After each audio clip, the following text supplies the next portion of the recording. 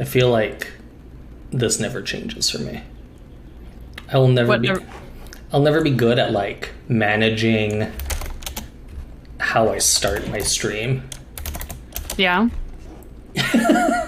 I mean, what's a good start though? Because I don't know that I've watched a stream like apart from yours, like yeah, from its birth. So I don't really know.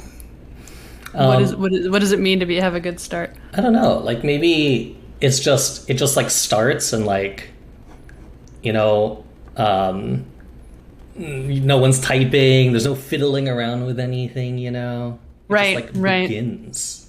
Yeah, I'm trying to remember what it was like last week because I feel like we did have a few like, oh shit, wait, what kind of moments. Maybe in the first like few minutes, and so far so good. Like, what are we at? 45 seconds. This is Yeah. good so far. Yeah, we are definitely doing okay right now. But Great. welcome Cool. back, chat. All of you in here early, thank you for coming in early. If you were here for Sliced, we'll start in about 10-ish minutes, so sit tight. Welcome back, Duff Dog, Stealthy, Fat is Awesome, Trini. Welcome back, y'all. Ben, welcome back. Hey, Jason.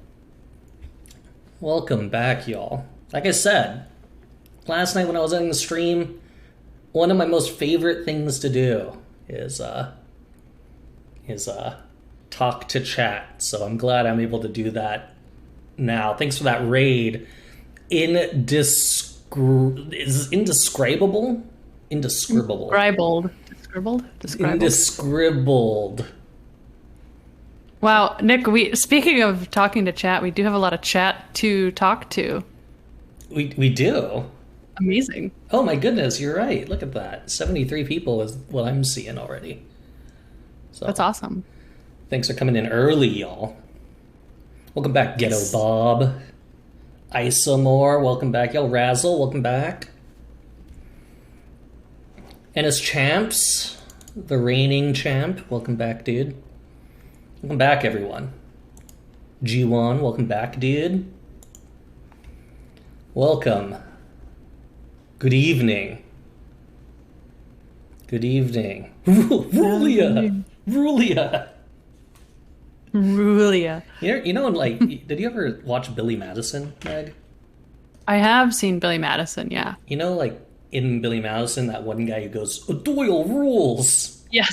That's what I get when I see Rulia. Like, Rulia! Rulia. Nice. Yeah, Emil, welcome back. Welcome back, everyone. Adam. Hi, T. I haven't seen you in here in a bit. Welcome back. I mean, I like I said, first 10 minutes, it's just loading in, y'all. So if you got the notifications and you're in here already, welcome back. Or Just warming up. Or if this is your first time, cool. Welcome. Welcome to not just Sliced, but welcome to Twitch. So, yes. Here to start the riot. That's right. The Lemur riot. Elmer? Lemur? Elmer.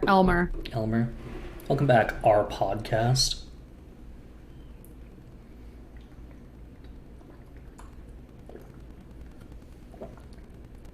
I'm excited to show everyone all the cool shit. You know? Yes. Yes, the cool shit is the coolest.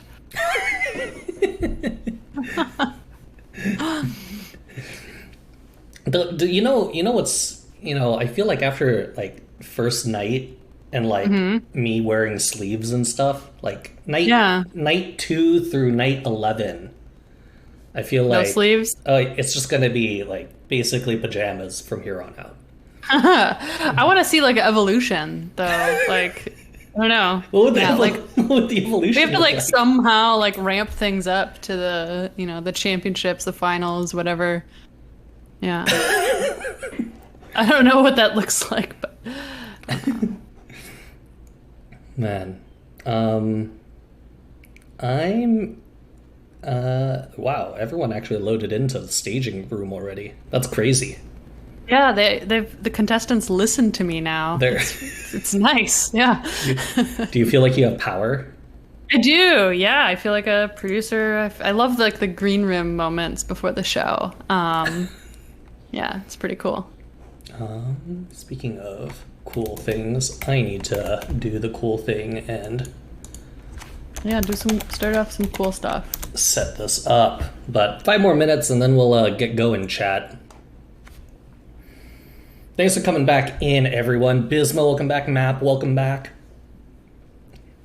If you're in here for the first time, if this is your first Sliced, I'm so excited for you. And so is chat. Chat, what was the first time? People who have been here before, what was your first Sliced like? What was that experience like? Let's hear it from chat. Feel free to good question. Feel free to emote instead, you know? Emote reacts, you know? Season 0 vet. Wow. Pilot people. Nice. It feels dadful. Yo, is dadcore in chat tonight? Where's all the dadcore? I think tonight it should be momcore. It's true. We have our first mom competitor, I believe. That is true. That's true. Yeah. Ozma, welcome back. One word, knit. That is what the first season was like. Episode 1. Oh, man. Oh, shout out to my friend Adam. Welcome. Friend and neighbor. Man. Everyone, man. Look at this. The Silgi hive is already here. They're ready. Who's here for Julia Silgi? Who's here for Julia Silgi? Oh my goodness. Oh my goodness. I love that library Rulia. That's great. Rulia. We got a Team Tony in chat. Yeah, right? how about Team Tony? We got any It's Me Tony fans? Any It's Me Tony fans? Oh yeah, look at this. Look at this. Look at this. Nice. How about any Boston Bruins fans? Anyone cheering for your data scientist, Josh Polkamp Hart? No. No. Not yet. Just wait until after you've seen him live code for you. A straight up no. I'm gonna create some fans. Have a data dude. Anyone here for Jordan Wilheim? You know, a bioinformatics person? Any Jordan fans?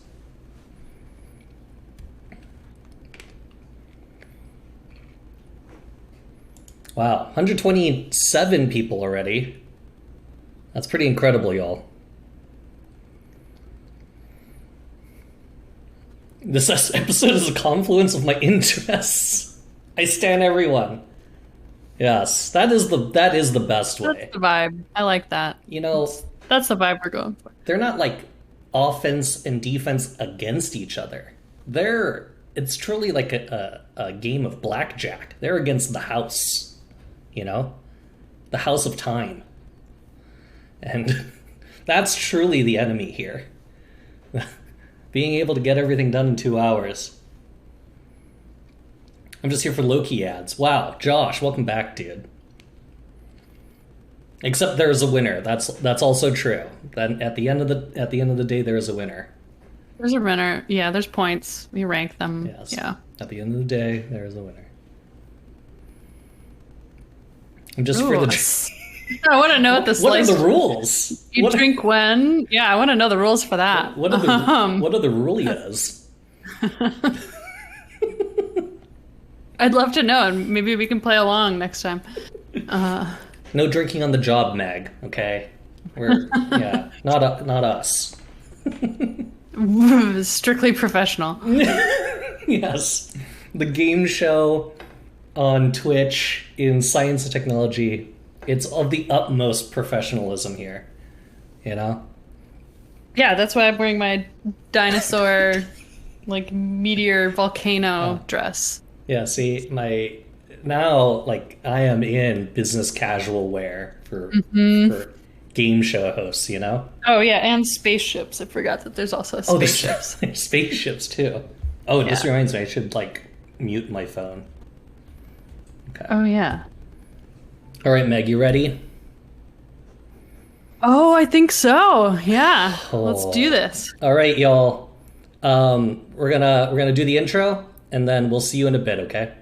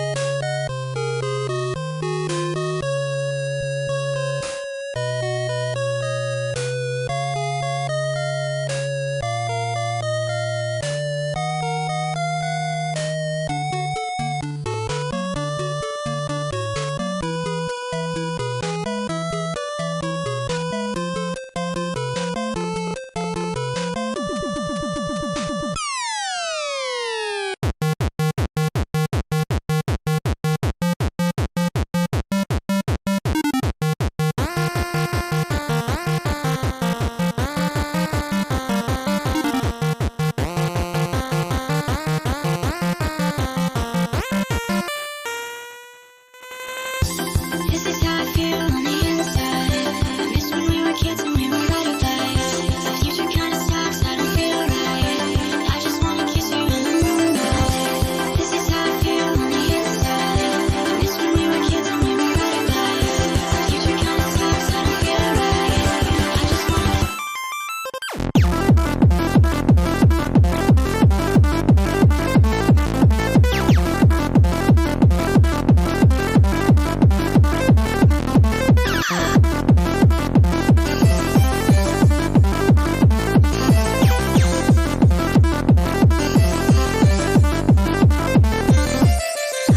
This is how I feel on the inside. Miss when we were kids and we were ratified. The future sucks, I don't feel right. I just wanna kiss you in the moonlight. This is how I feel on the inside. Miss when we were kids and we were ratified. The future kinda sucks, I don't feel right. I just wanna kiss you in the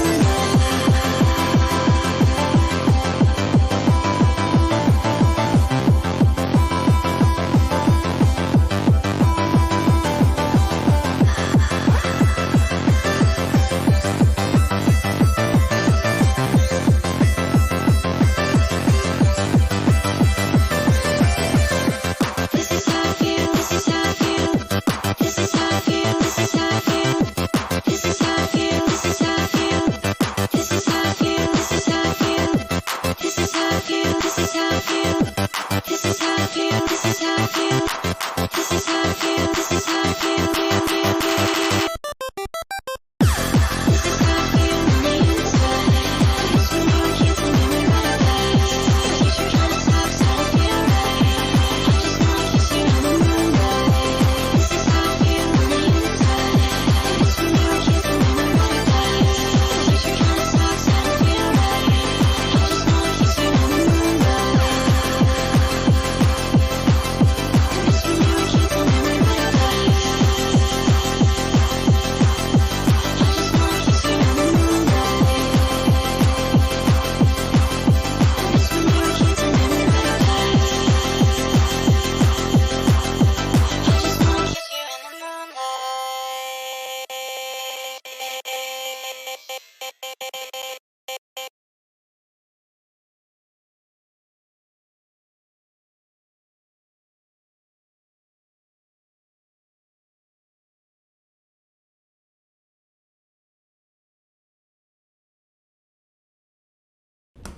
Yo. Did I lose you, Meg? I'm here. I just occasionally become a gray square. What is going on with this? Welcome back, everyone, to another episode of Sliced. I am your host, Nick Wan. I am a data scientist manager over at KFC. And Meg? Hello, everybody. I'm Meg Risdahl. I'm your second co-host for Sliced. Sometimes I also tell people that I'm a lead product manager for Kaggle at Google. But, you know, my day job now these days is Sliced. And super excited to kick things off today, Nick. Yeah. And I think before we get going, I just want to have yet again another shout out to our great sponsors this season. RStudio and Streamlit helping out with supporting us for just more bigger production and all sorts of cool things this season. So big hearts in chat to RStudio and Streamlit, y'all. All right, Meg. Well, let's tell all the new people who've never seen Sliced before about the rules. Let's do it. Yeah, and we are ready to share what Sliced is all about, because our contestants should now have the data, so they're getting rolling. So let's get rolling. So Sliced is competitive live coding data scientist. Our 4 contestants today have 2 hours with a data set that they've only just seen just this moment to train a machine learning model, submit predictions, and hopefully do their best. And along the way, create data visualizations that impress us at the end of 2 hours. And at the end of those 2 hours of live coding, Nick and I will be judging. Nick and I and chat will be judging. So our contestants will get points not just for the model, which is 35 points, but also chat will have a say in who earns the most points tonight. So chat, we will poll the audience for who is your favorite contestant tonight. So 20 points for that. And then data visualization and storytelling. So Nick and I will have 30 points to grade our contestants based on who has done, the most insightful or interesting data visualizations. So 30 points. We'll each have 15 points to distribute between the two of us. And then finally, we have the golden features worth 15 points. So if you haven't seen Sliced before, there's 2 golden features that our contestants can uncover in the data set. And the golden features are tonight that our contestants will be looking for is they need to make a plot with airlines as a category. So we'll be talking more about the data set, but one of the fields in the dataset is airline, and that will be a golden feature worth 10 points. And then they also need to make a time series plot. So there's a time series element to the dataset that our contestants are working with today, and that'll be worth 5 points. So again, we've got the chat vote, which is 20 points, golden features 15 points, data viz 30 points, modeling 35 points. Yeah, and one of the most interesting things about all of this is there are different ways to win. As we saw last week, we saw a competitor, Josiah, going into the modeling round with the most points, and at the end, we did have Kanzi Yi taking it with the best model at the end of the night. So lots of ways to get points. Chat, you got to help us out here at the end of the night. And who you'll help out, let's take a look at the contestants tonight, y'all. My name is Julia Silgi. I'm a data scientist and software engineer at RStudio. Hey, I'm Tony O'Hover, and I represent UNCUT. I program, and I suck at it. And I watch Nick, and he's awful. Josh Bolkamp, data scientist, Boston Bruins. My name is Jordan Wilheim, and I'm a data scientist.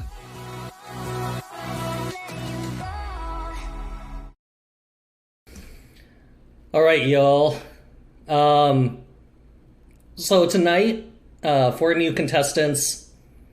And the nice part about these 4 contestants is like all 4 of them are like, I don't know, rock stars in their own rights, you know?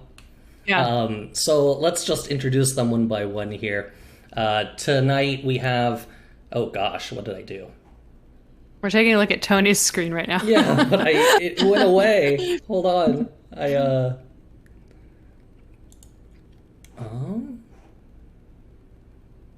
While Nick, you're doing that, one kind of special thing that we're experimenting with this episode of Sliced is, like last episode, we do want to encourage audience participation alongside our contestants, which you can do on Kaggle. You yourself can find the data set using exclamation point data, which will point you to the data set in the competition on Kaggle. So go ahead and join the competition, download the data, play around, and make a submission and see your name on the leaderboard. And what we're doing a little special this time around is the top audience participant at the end of the show will get a free Kaggle swag. So yeah, I encourage you to participate along. You're so tiny on my screen right now, Meg. I see you. Yeah, make me a little bigger mode. Yeah. That was weird. It was weird. Yeah, not gonna lie. So tonight, oh gosh, that's not the right button. Where's things are already going off the rails, Meg.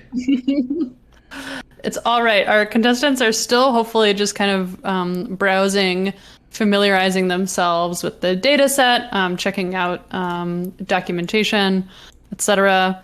And they're not going to begin live coding until 9 o'clock. So, all right. Well, I think I figured it out now. So let's go over to Jordan's screen first. Jordan Wilheim, a data scientist, and what do we know about Jordan tonight, Meg? Yeah, let's check out Jordan. Okay, so this is kind of fun. So some of Jordan's hobbies, as we see here, are fixing and riding bicycles, backpacking, and a fun fact is that he once raced in a 24-hour bicycle ride on a tandem, which is pretty impressive. So probably not a ton of us can say that we've done that, so that's pretty cool, Jordan. So most of his work is done on a server, so he likes Jupyter Notebooks, Pandas, sklearn, useless plots, and so he's a Python. He's going to be one of our Python users today. So that's a little bit about Jordan. All right, let's take a look at Josh Polkamp-Hart, who has a message on his Sliced thing. Oh, yes. Great. Before we slice, it's important to commemorate National Indigenous History Month to recognize the history, heritage, and diversity of First Nations, Inuit, and, oh god, I'm not going to be able to pronounce this, Metis peoples in Canada. Since I live in Boston now, I wish to also recognize the Native American community of Massachusetts. If you enjoyed this episode, please consider supporting your local Indigenous community. Very cool. What do we know about Josh tonight? Sure. So some of Josh's hobbies that he'd like to share are marathon running. I guess he said his next race is May 30th, so I guess that has already passed. He's into dance music production. He used to be a professional DJ in Canada. Wonder how Canadian and non-Canadian DJs differ, but DJ in Canada. He's super into craft beer, so I guess that's something Nick and Josh share in common and share whenever they get together. He's into board games, so he owns about 100 board games, which he admits he probably shouldn't admit. And it's too bad that he wasn't our episode 1 contestant when we were working with a board game data set. He's from the Maritimes of Canada. He says it's beautiful, not actually cold. He won a regional hot wings eating contest before he destroyed his stomach lining, and would often do spicy food challenges. So, we have another, he has some background in competition. So we'll see how much of that, helps him here today. He's been suspended in every hockey league he's played in since college, excluding, fortunately, his current one. And he will be using a MacBook Pro plus RStudio on Sliced today. All right. Let's go over to Julia Silgi. Julia Silgi. Many fans in chat of Julia's. What do we got on Julia? Sure, yeah, let's talk about Julia Silgi. So she has 3 kids. Her favorite author is Jane Austen, which probably many of us who've used the Tidy Text package or have read her blog are familiar with. She's had a lot of different hobbies over the years, from raising chickens to sewing her own clothes to making pickles and bread and other stuff. But these days she's mainly spending her leisure time on reading, exercising, and an excessive skincare routine, apparently. For Slice today, she just got a new Mac Mini, and so she's figuring out how to do data science on the new M1 chip. And so far, it's so good, and we'll see if it continues to give her no surprises today in Sliced. Of course, she's a data scientist at RStudio, and so the RStudio set of tools are going to be her what she'll be using today. She also transitioned to data science in her mid-30s, which is really cool. I love, career transitions and career switching. I became a game show host in my mid-30s. So, yeah, that's Julia Silgi. All right. And last but not least, here's Tony's screen. This does say Tony before Slice, Tony during Slice, if you can't see what's under our faces over in the top right corner. But let's hear from Tony from himself. So here's Tony in his own words. Hey, I'm Tony Elhaber, 27 years old. I'm a market operations engineer for UNCUT here in Texas. So I feel like I'm going to be best in data viz. It's probably the best quality. I honestly kind of suck at modeling, despite having been a finalist for the Big Data Bowl. Just a bunch of casuals out there, that's why we won. I don't have that much experience with different modeling techniques, so I just go back to your basics: linear regression, logistic regression, random forest, maybe a gradient boosting. Got this almost finished Rubik's Cube here. I do this at my desk whenever my code is running and I need to pass some time. If it's a huge model, then I'll take out this Rubik's Cube. This one takes me a lot longer. The playbook's out there on me. I do weird things to entertain the people. It's just that people don't know what I'm going to do next. I'm just the one that I've got to come up with something new every time. I got some more tricks up my sleeve. I've done the memes. I've done the code comments. Yeah, I might be using a couple different technologies. I'm not just an R person. Let's see how that goes.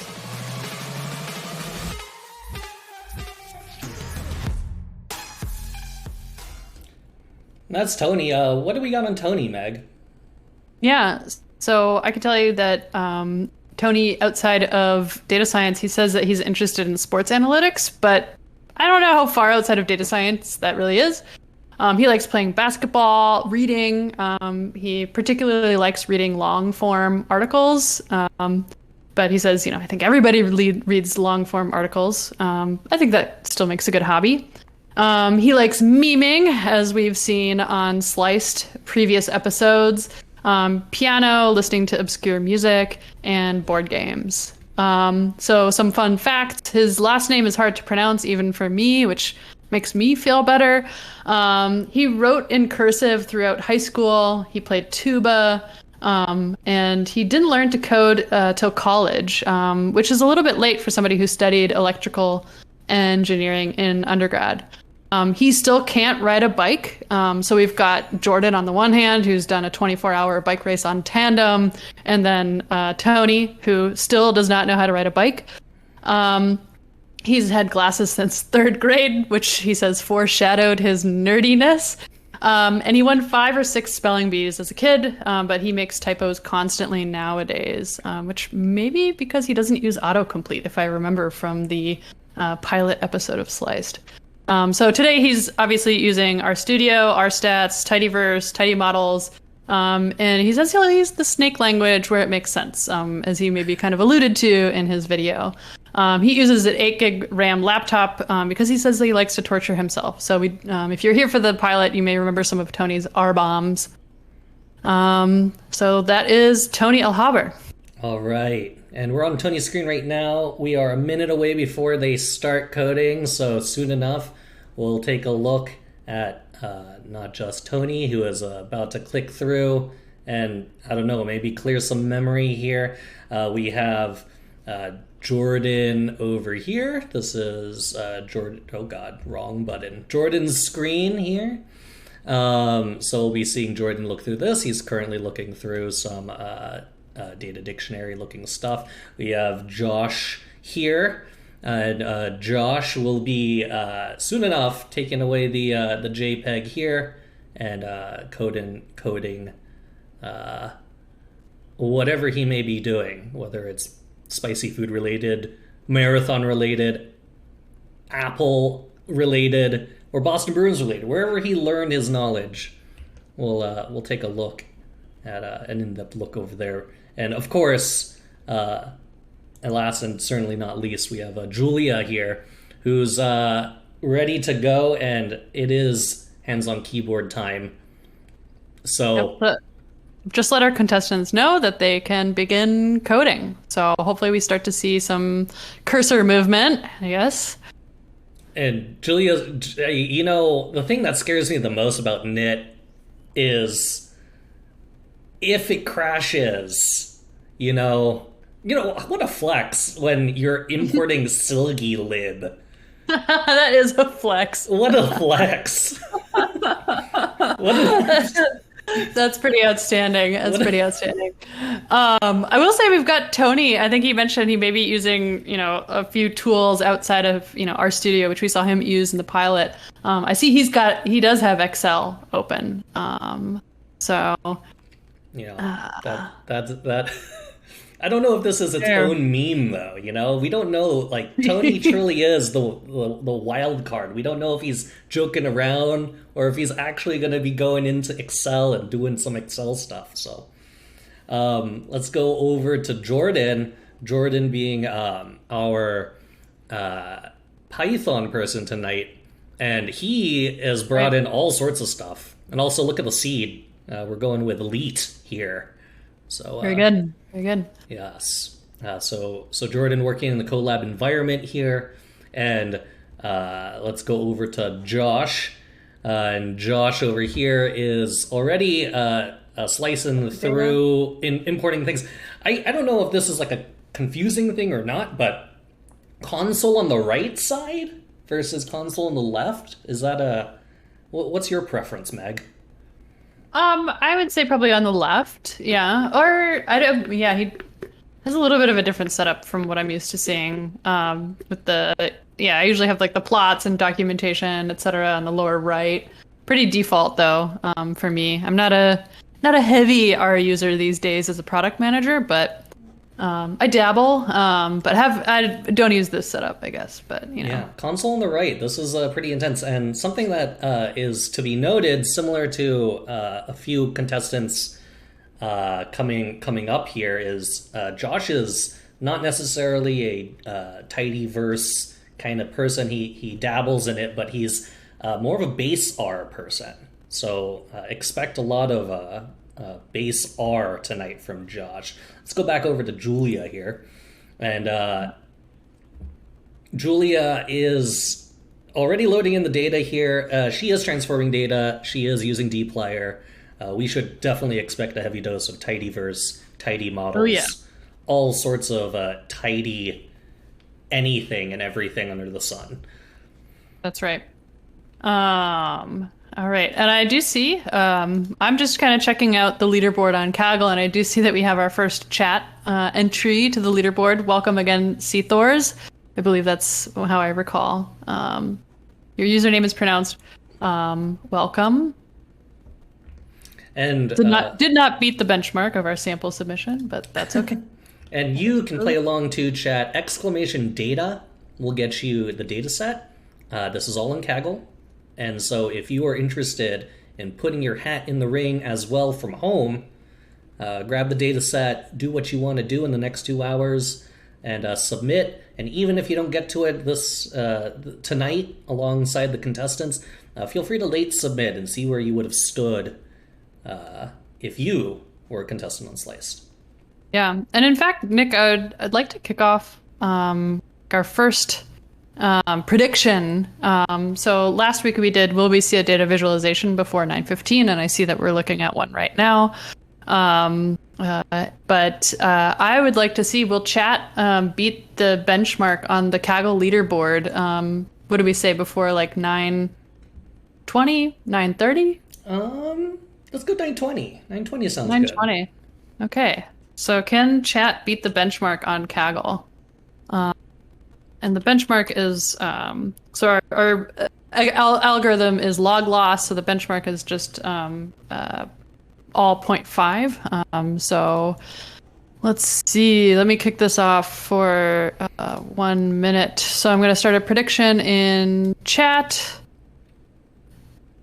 And we see here Jordan, again, our Python user, it seems like he'll be plotting things in Plotly tonight, and this is a very wide 1 bar plot. So yes. One region. So should we talk a little bit about the data set? Yeah, definitely. And the challenge that we've got going today. Yeah, so if you do want to follow along and view the data set yourself, you can do that at !data. But to tell you what our contestants are up against today, they will be predicting whether an aircraft strike with wildlife causes damage. So we've got a data set of events, aircraft hitting wildlife, I assume mostly birds. And we've got then our predictor column, which is whether it caused damage or not. And there's a bunch of different sort of like metadata about region and airline and so on that they'll be using to construct their models.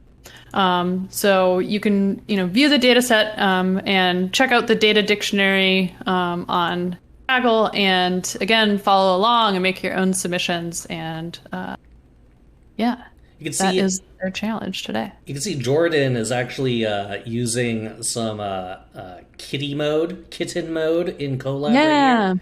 So there is kitten and there's corgi mode. He has chosen cats only tonight. So I like the Pride Month themed kitty corgi mode in Colab as well. It's pretty fantastic. That's right. Let's go over to Josh here, and Josh still working through just data visualization and seeing what he's got in terms of features. He is already saying not seeing a ton based off these ratios, and the ratios in this case, it looks like he's what is he trying to plot here? Oh, birds and flight impact. So whether there's a particular species or amount of birds in a flock that might be damaging the plane here. So again, data set is about damage to planes, wildlife damage to planes. Is that right, Meg? Yeah, wildlife. So probably mostly birds, though. Yes. From my kind of glance at the data set. What? I guess like I remember like there was a airport that just had like low fences and a lot of deer would just kind of run through. Yeah. So like they brought in like, I don't know if it was like some sort of dog or some sort of like something that like chases deer away to like clear the air path, Mm-hmm. Yeah, I think a lot of airports do things like that to clear wildlife. But oh man, striking deer, that's scary. Yeah. So here's Tony's screen, and Tony also doing some data visualization. His plot here, engines are correlated, but who cares? True. Tony, also, what is this font that we're seeing?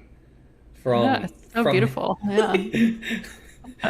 Can you imagine coding in a font that's cursive?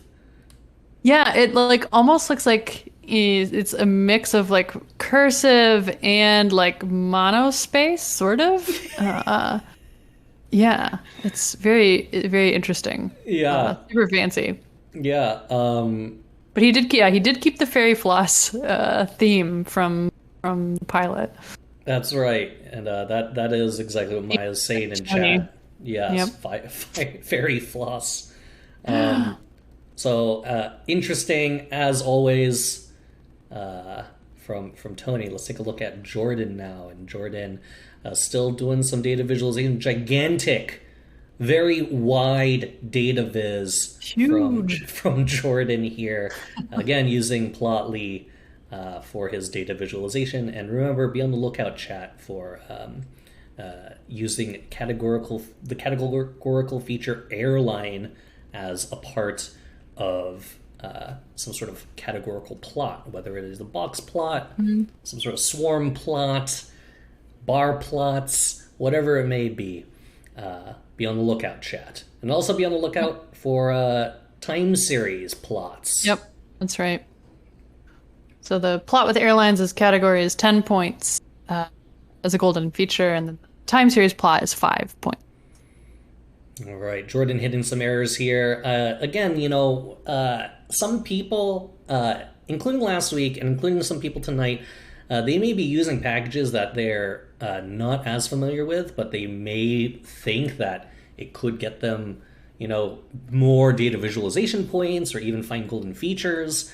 So sometimes you'll be seeing a lot of contestants going even further out of their comfort zone and trying new stuff out on stream, which is absolutely incredible that they have the courage to do that at all. I'd be petrified just doing this as Same. is. So. Same.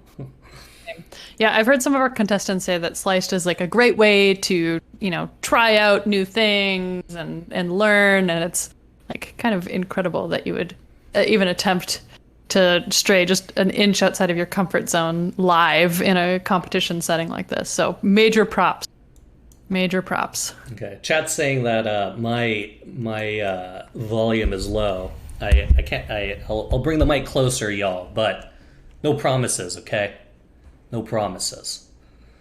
I'm gonna have to turn. I can only hear you, so I'll have to turn it down if you turn it up. Whoa, am I super loud? Am I allowed? Nope. You're good. Good for me, but that's not what counts. So I can. Yeah. Okay.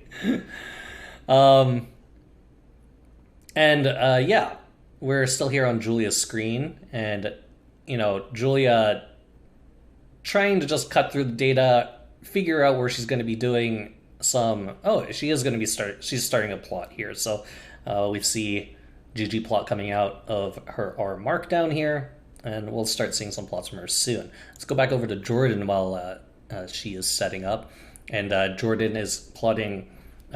If you're in Python, this is a very typical seaborne heat map that we've seen. We saw Kanzi use it last week. We saw Scott Cole use it last week.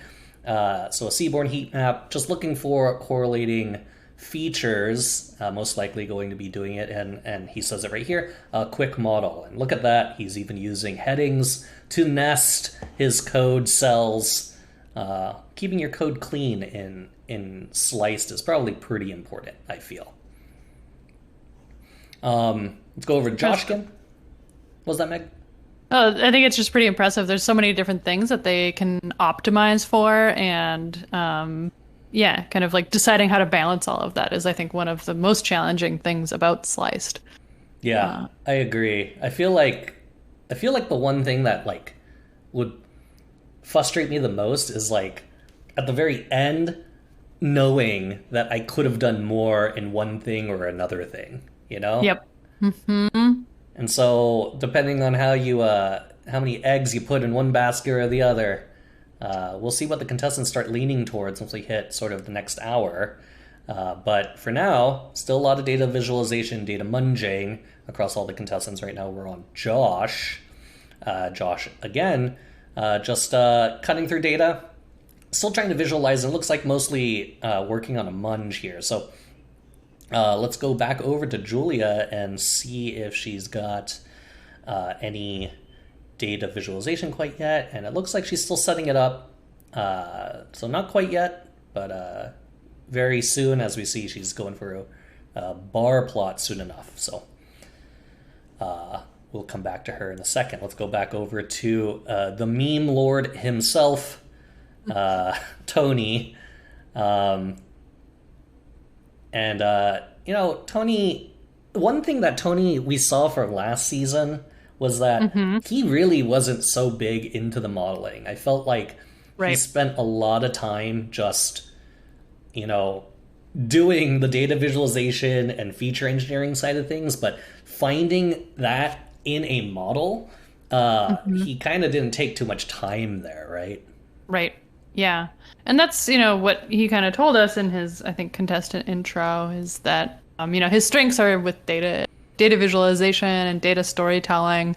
And I think he ranked himself on modeling last, which I think is really interesting because a lot of people think about Sliced as a modeling competition, which for my mom, I had to clarify is not like male modeling or fashion modeling. Is, we're talking about machine learning here. But yeah, a lot of people think that it's about, machine learning, supervised machine learning modeling.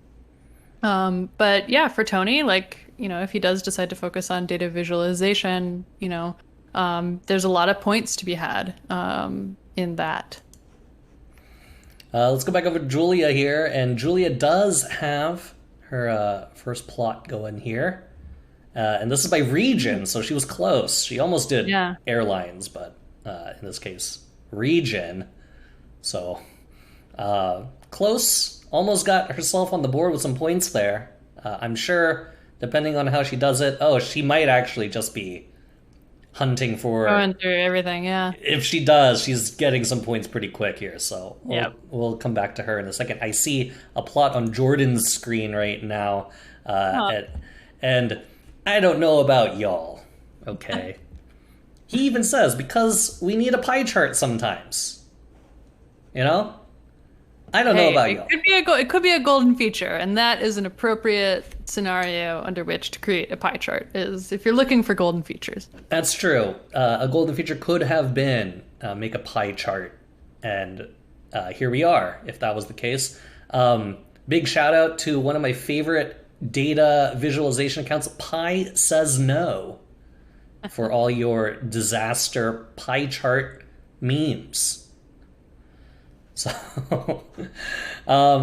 let's go over to Julia again.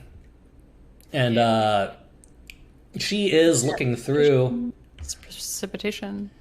Yeah, every single feature here. She is just going to go through, and with her approach here, she is just going to figure out what I don't know, what would you call this sort of exploratory data analysis, Meg? Like, when you're exploring each feature numerically in this way, and then you're looking at it in terms of almost like it's not even like a correlation or univariate correlation. Right. It's like a I don't know. I think it's like trying to build intuition for the data set almost. I think a lot of this is more sort of getting qualitatively maybe familiar with data set.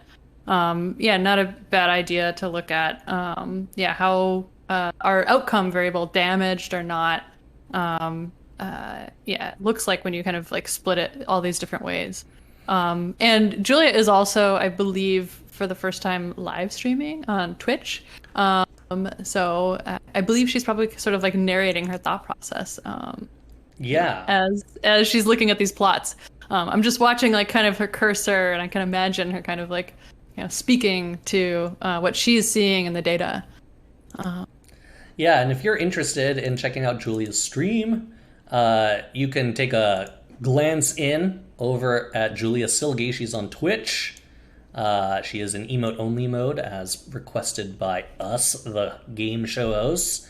And so if you want a deeper dive into Julia Silgi's thought process here, feel free to check her out, Julia Silgi. Twitch.tv/Julia Silgi. So,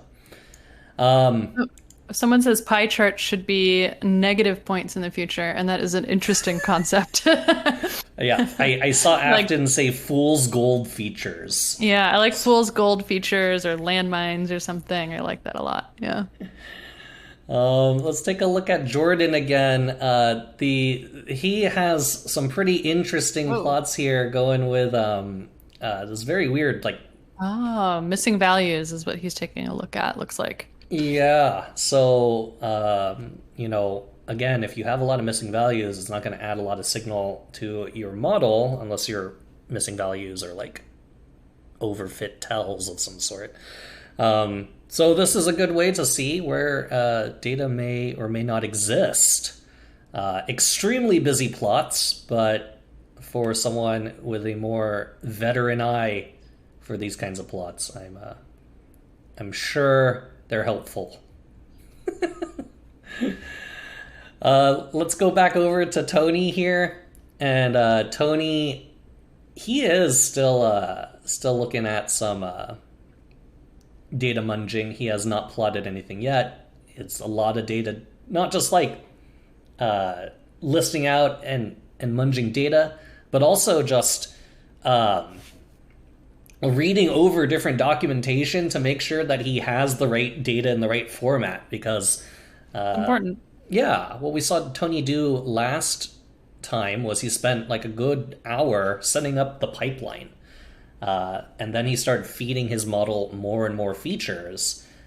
In the end, he did not get a model win that night, but he was damn near close, right, Meg? Yeah, he was. Yeah, that is what I remember. Yeah, which is, it's an exciting part of Sliced is, it really is not until we add up all of, tally all of the points that we see kind of who comes out on top.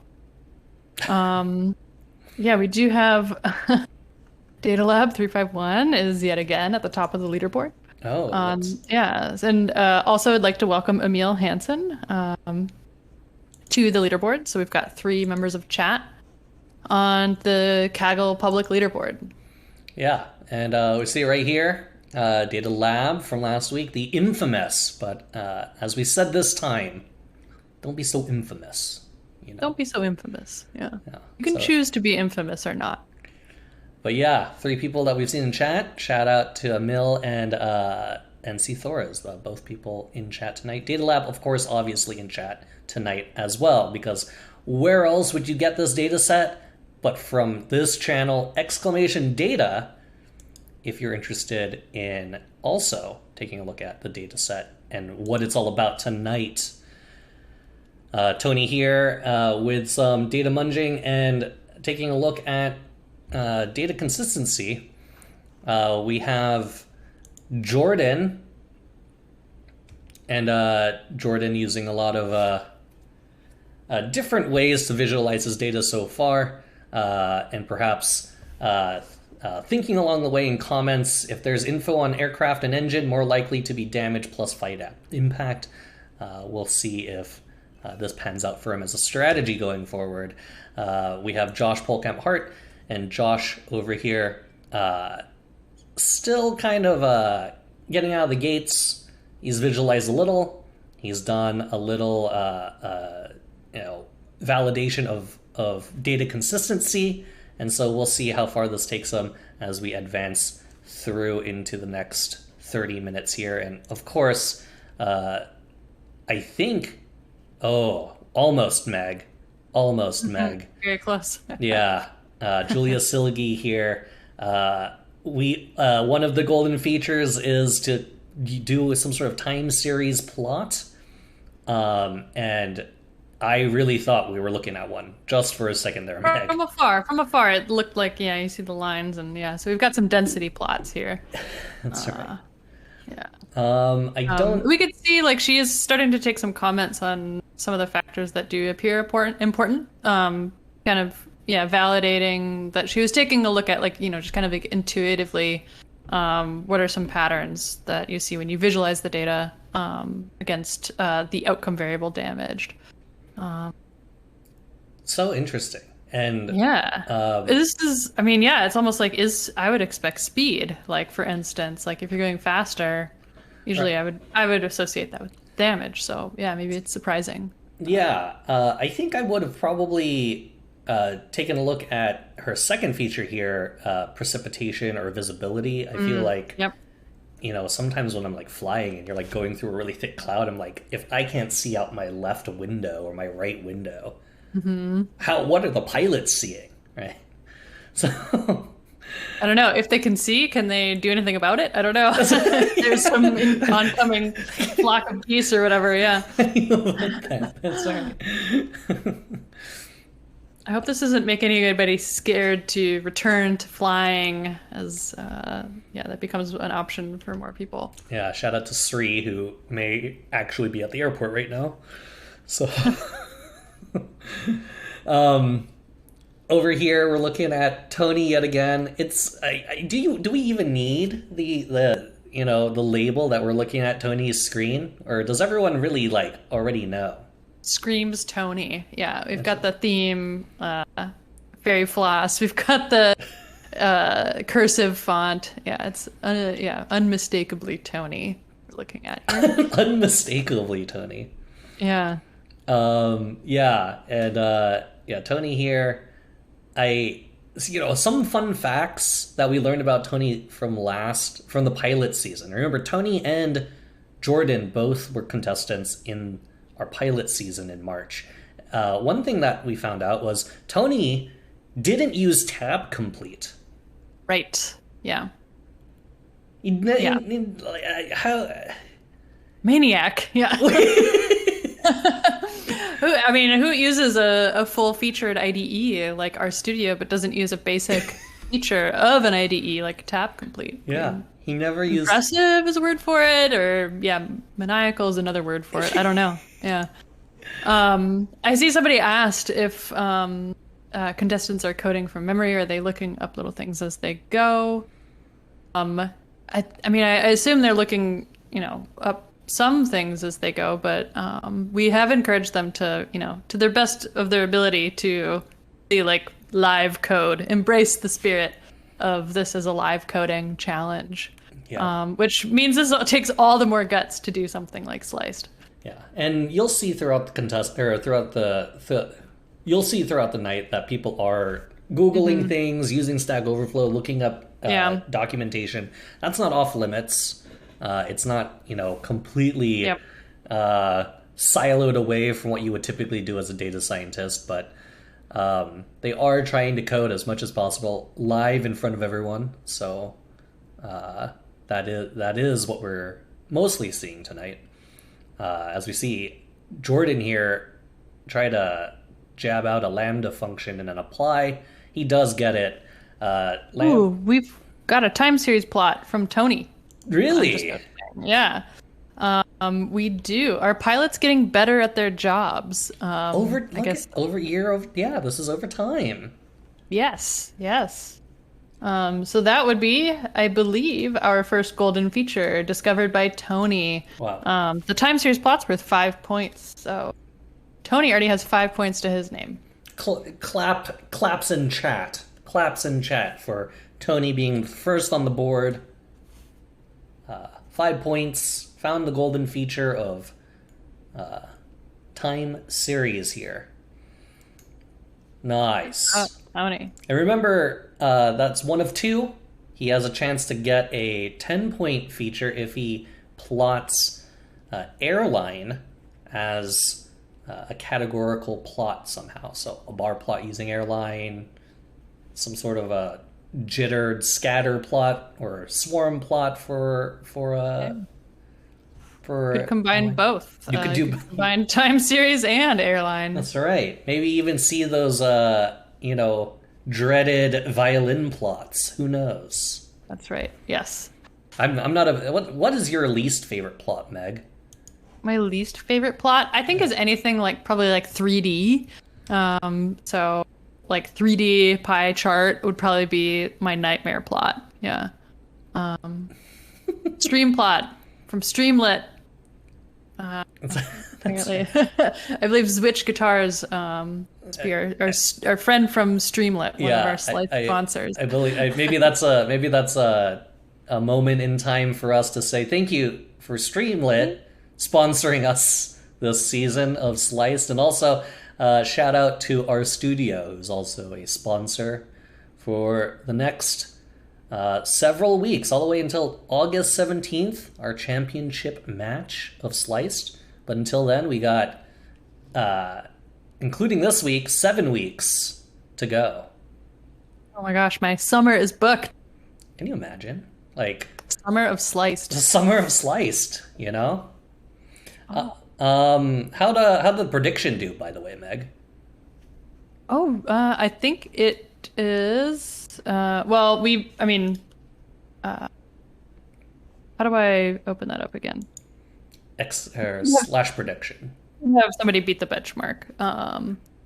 So we had 88% of people voting yes that that chat will beat the benchmark before 9:20, and we did indeed see chat beat the benchmark. So I'll go ahead and select that outcome. All right, chat. We'll have Plot Girl Summer. Also true. All the women programmers in chat. That's Right. Plot Girl Summer.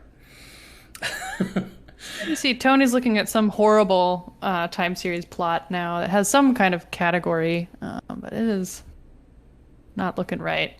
That is not airline. This looks like some sort of like nightmare confetti party. Yeah, it does. GG thoughts. Oh my god. So here's Tony. Here's a look at Jordan. Jordan also doing something similar to what Julia did, splitting out a bar plot and slicing through it with damaged or not. And then we're also taking a look at Josh here. Josh, again, haven't seen outside of the handful of EDA, just to look at his targets. It's hard to really tell. And you know what? Last season, you know what vibes this gives me, Meg? Oh, I don't want to hear it, but say it anyway. This gives me NS Champs vibes, actually. Oh, okay. Well, then that could bode well. I mean, that's not a bad vibe to have. No, so NS Champs last season had a console setup very similar to this. Not a lot of data visualization on the screen, maximizing all the print lines and all the code, and really focused on modeling for the most part. NS Champs, of course, in the pilot season, walked away being the inaugural SLICED champion. So, with all this said, let's take a look. Oh, wait, before we take a look, let's just look at Tony one more time. Tony with a very, very bold, dare I say bold and brash? A very bold time series plot. Really going to it. People be traveling around the holidays. What a revelation. SAS host mode initiated.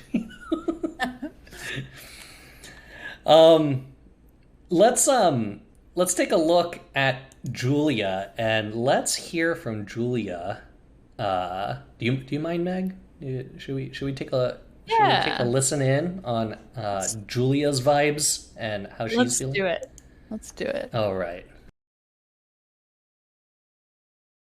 My name is Julia Silgi. I'm a data scientist and software engineer at our studio. I did take a bit of a circuitous path to land where I am now. I taught and did research for a long time, stay-at-home mom for a few years, worked in ed tech startups. 5 or 7 years ago now, I transitioned into data science. I'm officially an R cat lady. So Leia actually does enjoy coming to sit on my lap when I do data science.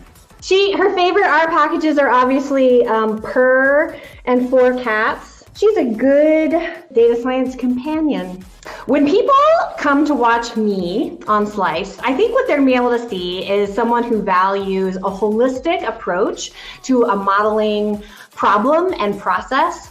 I have a suspicion that no one who's watching this thinks I'm an underdog, but I just want everyone to stop and think how deeply embarrassing this will be for me if I do badly on this.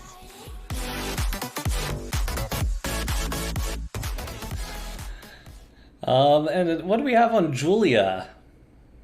Yeah, so I could tell you about Julia again. So Julia Silgi, she has 3 kids. Her favorite author is Jane Austen. She's had a lot of different hobbies over the years, from raising chickens to sewing her own clothes to making pickles and bread and stuff. I'm very curious what stuff means. But yeah, these days she mainly spends her leisure time on reading, exercising, and her excessive skincare routines, which I think we all want to know about now. And today she is using a new Mac Mini that she just got and has been figuring out how to do data science on again. And yeah, hopefully it treats her well. So far, so good. And she's obviously using RStudio and that set of tools for competing on Sliced today. All right, and we are on Julia's screen right now. I'm not gonna lie, I'm pretty. I feel like there was a shortcoming there where she was on track to plot almost every single feature and then inevitably get airline as a feature. I know. But I'm wondering how we missed that. I think she just was happy with the numerical features she found to have some sort of signal, and so she is putting together. It looks like she's actually like feature engineering on the fly. Yeah, and I want us to take a look over at Tony's screen though right now because he's right now communicating to one of our future contestants.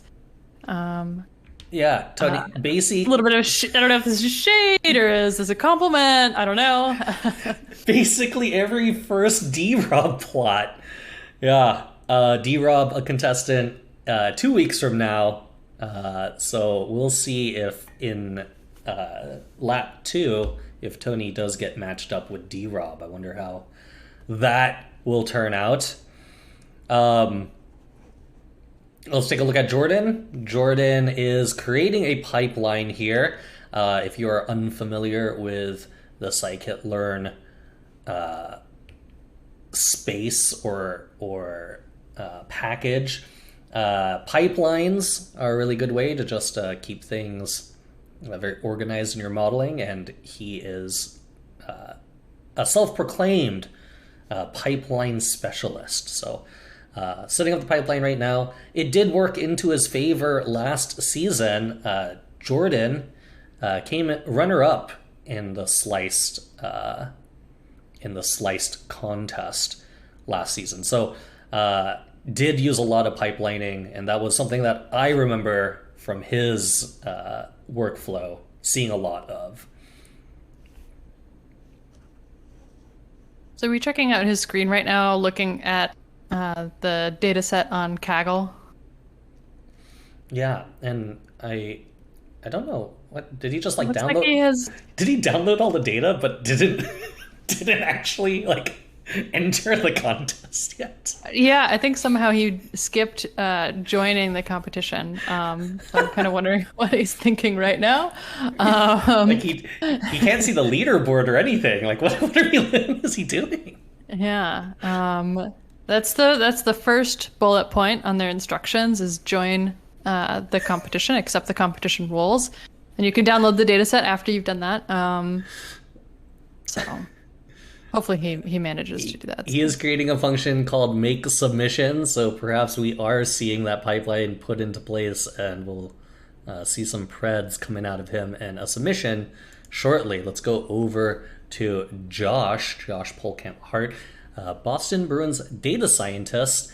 This is actually something that I did hear him say. One of his strategies was actually to use multiple sessions, do perhaps data visualization in one session and modeling in the other. That way you can kind of parallelize his approach here.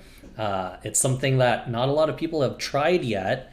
A lot of people just sort of sit and wait for their models to run, and they don't open up a second RStudio session.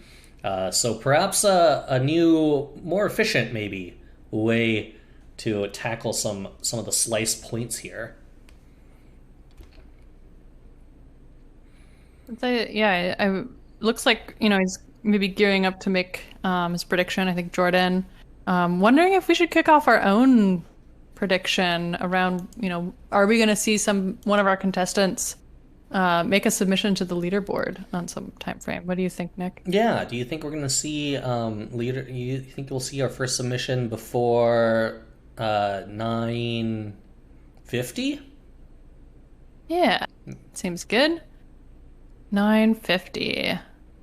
This is all Eastern time, of course. Yes. So if you are in chat and you see in the bottom of the chat window a bunch of numbers, and maybe even a little green box, you have something called chat points or channel points.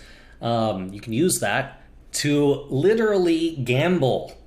They're completely arbitrary, and you get these points just by sitting in this stream. So what better way to put them to use than betting on arbitrary prop bets? So feel free to use those points. I believe at the very top of the chat now, you'll see an area for you to vote. That's right. So we just kicked off the prediction. So will we see one of our contestants make a submission and find themselves on the leaderboard before 9:50 Eastern, which 3 is 6:50 for those of us, you and I, on the West Coast. Well, some people are in mountain time still. Oh, okay. Oh, I thought there was only 2 time zones. Oh my god, that sounds so much more complicated. Yeah. We're over here on Julia's notebook. I did see from Trevin saying that when we took a peek at Julia's stream, she went from 5 viewers to 50 viewers. Damn.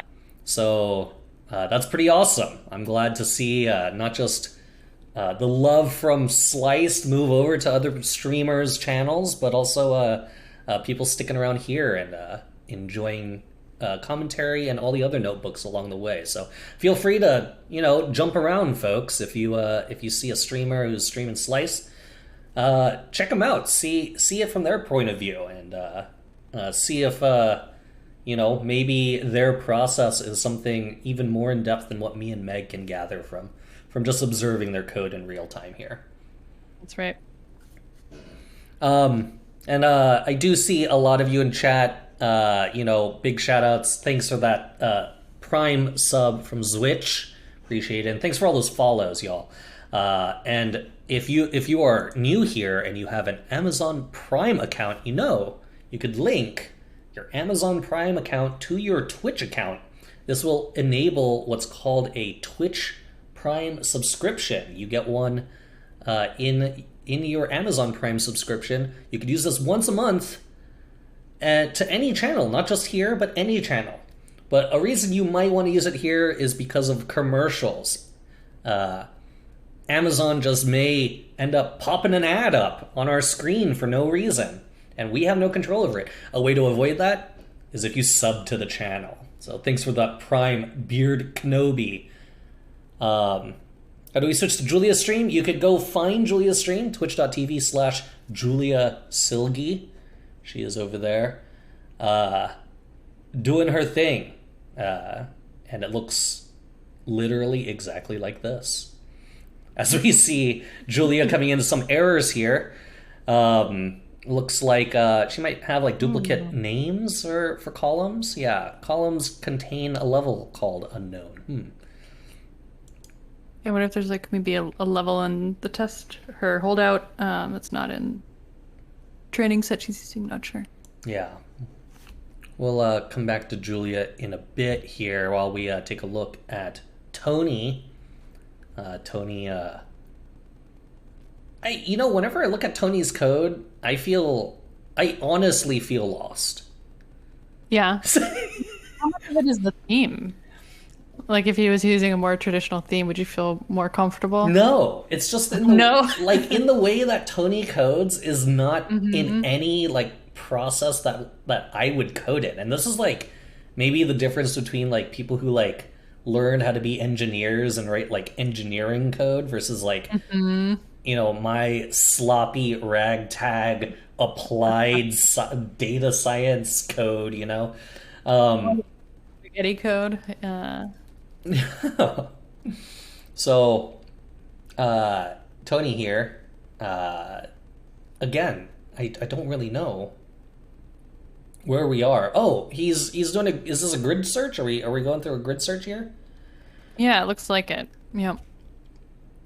Yes, we are. So he is fitting his model, and he is going to grid search through this.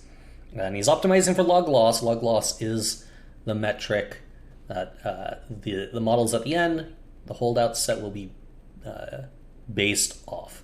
And if you are interested in competing or at least playing along with our contestants, feel free. Exclamation data will get you to the Kaggle site where our data is hosted tonight. The contestants will be using that site, as well as anyone in chat who wants to participate. So feel free to make a model yourself, throw your prediction up there, and see if you can beat any of the 4 contestants. Yeah. Or yourselves, because the top chat member on our leaderboard tonight will be eligible for some mysterious Kaggle swag, which is super exclusive. So mysterious. Yeah, it's mysterious. I don't know what it'll be. Will it be a T-shirt? Will it be a water bottle? Will it be? I don't know. I thought you meant surprise. I thought you meant mysterious, like who knows? Maybe like the swag itself is like has some mystery imbued. Yeah, you get a Kaggle orb. Whatever that is. Like an enchanted flask, pixie dust. Kaggle branded pixie dust. Is that right. Absolutely a League reference, Yeah. I am Ari. Ooh. We do have I would like to welcome another member of chat to our leaderboard. So we have I believe again this week Rob Mulla, team name Sliced Bread, number 2 on the public leaderboard. So welcome, Rob. So that brings our chat participants to 4. Welcome everybody. A reminder, which again I did re-emphasize this for our contestants today, is that the public leaderboard is just 1%. It's just evaluated on 1% of the test data, which is, quite small. And so this is really going to come down to when we do the private leaderboard reveal at the end of 2 hours, when the score is evaluated on the remaining 99% of the test data.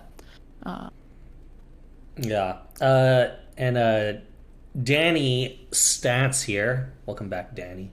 Danny mentioning that literally half this data is missing, which is true. There's a lot of missing data in this data set. This is cropped down from a much, much larger data set. Do you want to talk about the larger data set, Meg? Yeah. So the larger data set is a data set from the FAA.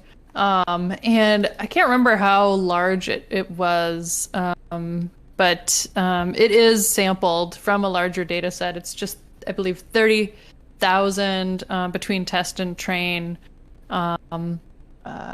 are in the data set that our contestants are working with, which is still yet larger quite significantly than the previous week's data set. So I think our data set from last week, which was board game ratings, was maybe about 5,000 observations between test and train. So this is 30,000.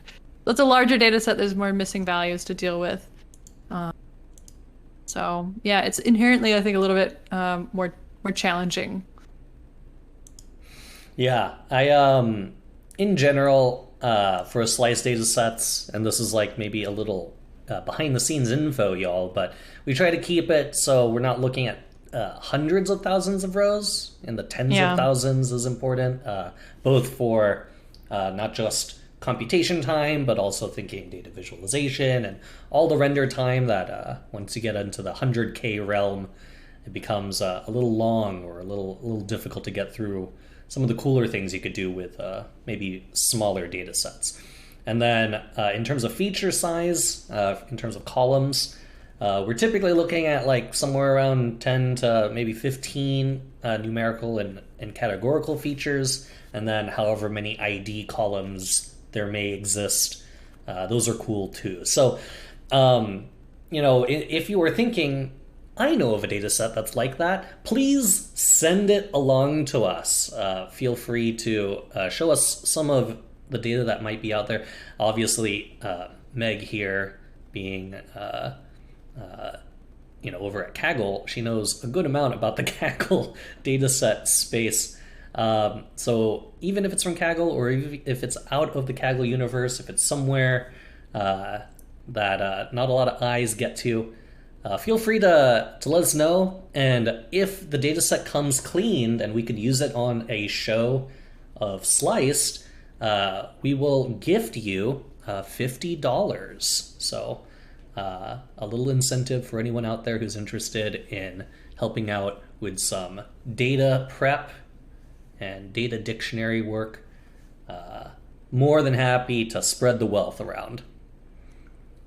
That's right. I don't get paid, so just, yeah. You know, Not when I'm my own intern, I guess. Yeah. Technically, like, the only people who don't make money is literally you and me. Right. So, over here on Julia's screen, she's using something I have never seen, which is apply rows algorithm. Do you have any idea what this might be, Meg? Ooh, apply rows. I have no idea. I see that. I wonder if she's doing. Is it some kind of like imputation that she's doing? I'm just looking at the documentation that's literally on her screen.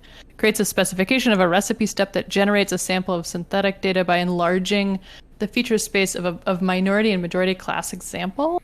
Yeah, I'm wondering if it's some sort of like imputation algorithm. I see. So which would make sense that, a lot of imputation is going to be on the minds of our contestants if they're working with lots of missing data. Yeah, lots of missing data. I see. Similar to Smote. I was about to say, this reminds me of Smote. Oh, okay. Yeah, okay. So another thing is, they are dealing with class imbalance. So fortunately, most airstrikes with wildlife don't cause damage. If they did, I would be even more terrified of them.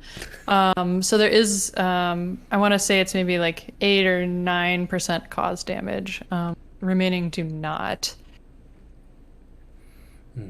Julia here working through some missing data operations and perhaps trying to synthetically fill some of that missing data.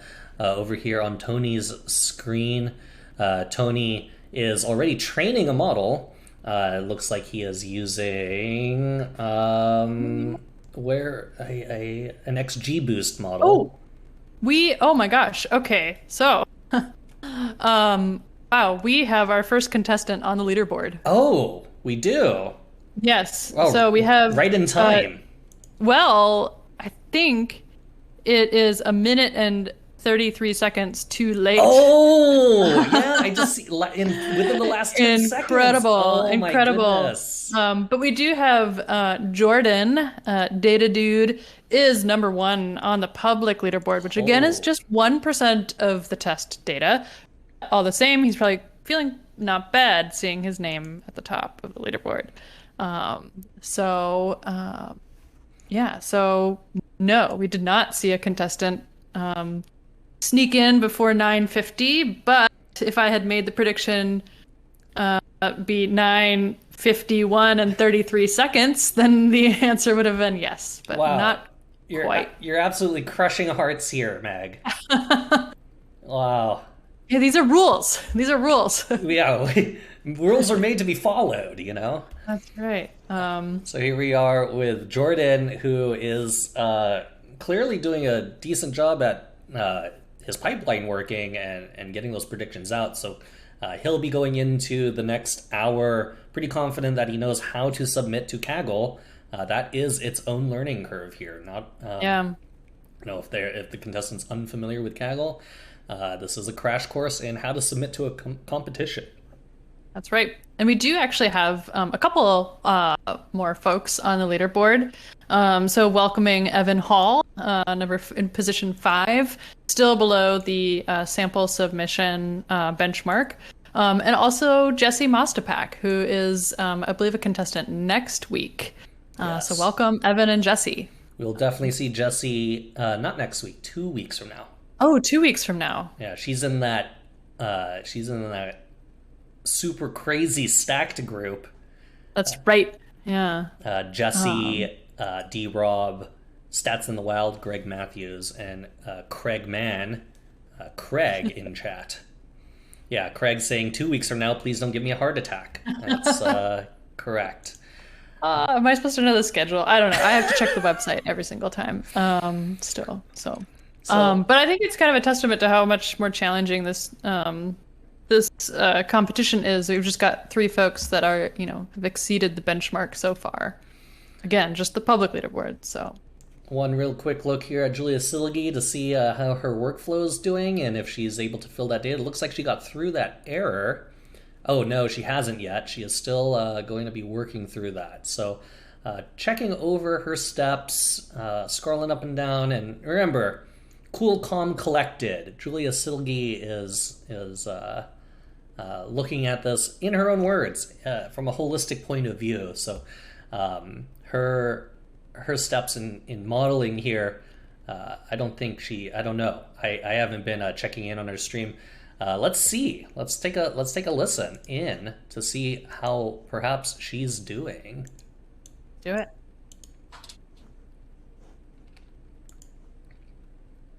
I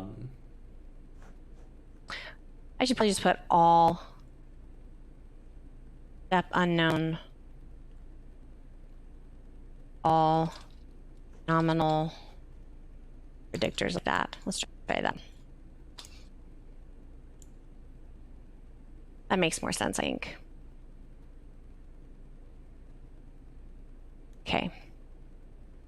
And now will it predict on the ones that have missing data? Error factor operator do has new levels unknown.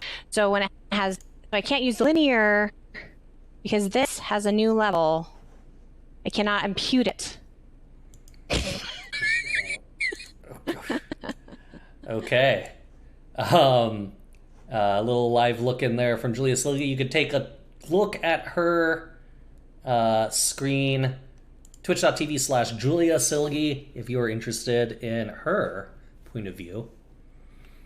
Her audio is so bad. Yeah, that's this is her first rodeo in the Twitch sphere. Let's just cheer her on. She's doing all sorts of things right now. So.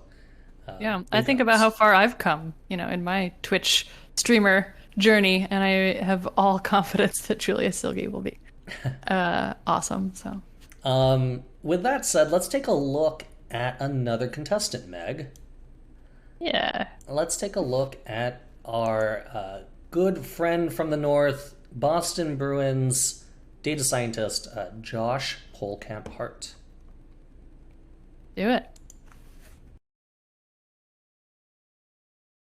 Hi, everyone. My name's Josh. I am from Canada. I went to Queen's University. I have a PhD, master's, and bachelor's degree there. I currently work as a data scientist at the Boston Bruins. And outside of hockey stats, I love to run and lots of other wonderfully wholesome Canadian things. I've been coding in R for 15 years before our studio was really a thing. I'm of the belief that some things outside Tidyverse are better. I'm someone who had learned R before that, and I take what I can from each place. I'm a dabbler at a buffet, and you're not the only station. I got the world's hottest peppers, which I think was the Carolina Reapers at the time, from the guy who makes them. I got them shipped to me. I ate a whole one night. It was about 16 hours of pure unadulterated pain. So I now have to take medicine for my stomach because I've had too much hot food.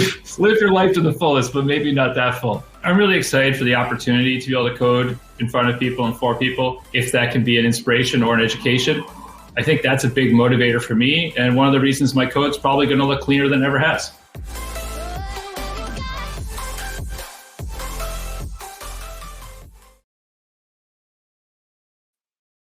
And what else do we have on Josh Polkamp-Hart, Meg? Sure. Yeah, I can tell you a little bit more, or reiterate some of the things that we know about Josh. So some of his hobbies are marathon running. I think his most recent race was May 30th. He is into dance music production. He used to be a professional DJ in Canada. He's into craft beer, specifically with Nick Wan, our SLICED co-host, as well as board games. Some other facts is that he's from the Maritimes of Canada. where it's beautiful and not actually cold. And as we saw, he's super into super hot food and won a regional hot wings eating contest until he destroyed his stomach lining. Hopefully he has a fortified enough stomach for, live coding competitively tonight. But he is definitely familiar with a challenge, a contest. He's been suspended in every hockey league that he's played in since college. That's something he wants us to know, excluding his current one, which is a relief probably for his career.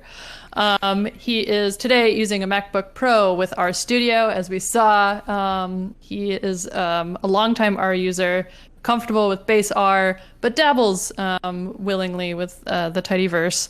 And he's here to just have fun and learn, and hopefully the rest of his contestants are doing the same. Currently on Josh's screen right now, and Josh is using an XGBoost model.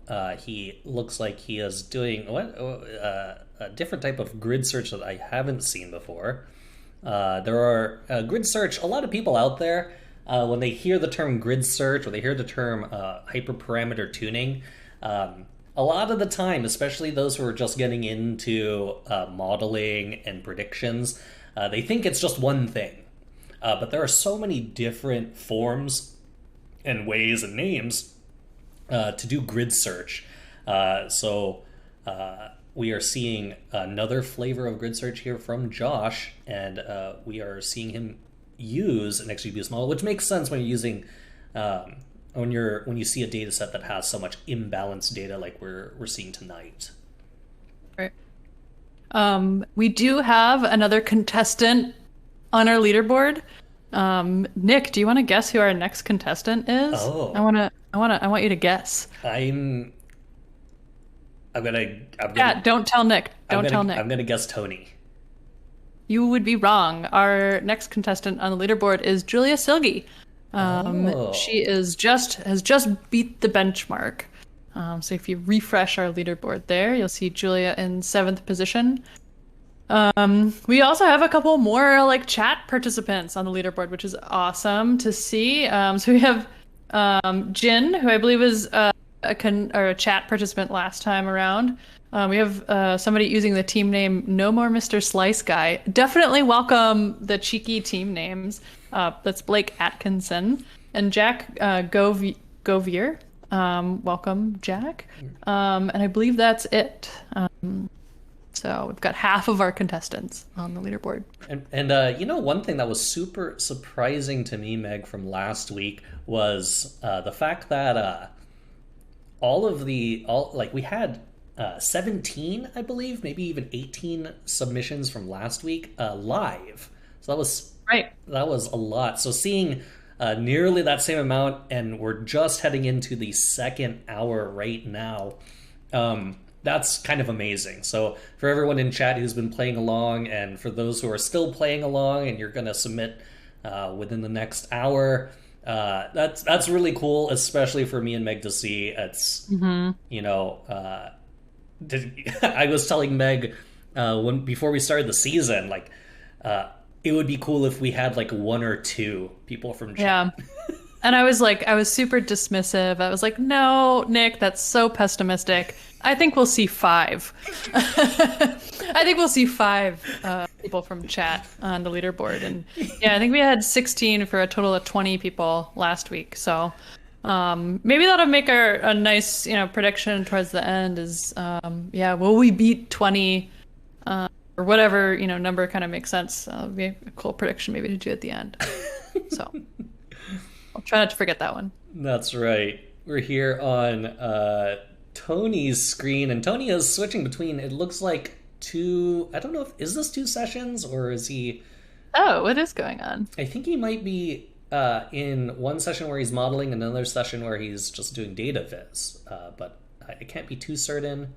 It looks like he's trying to fight snapping to the top of his screen here.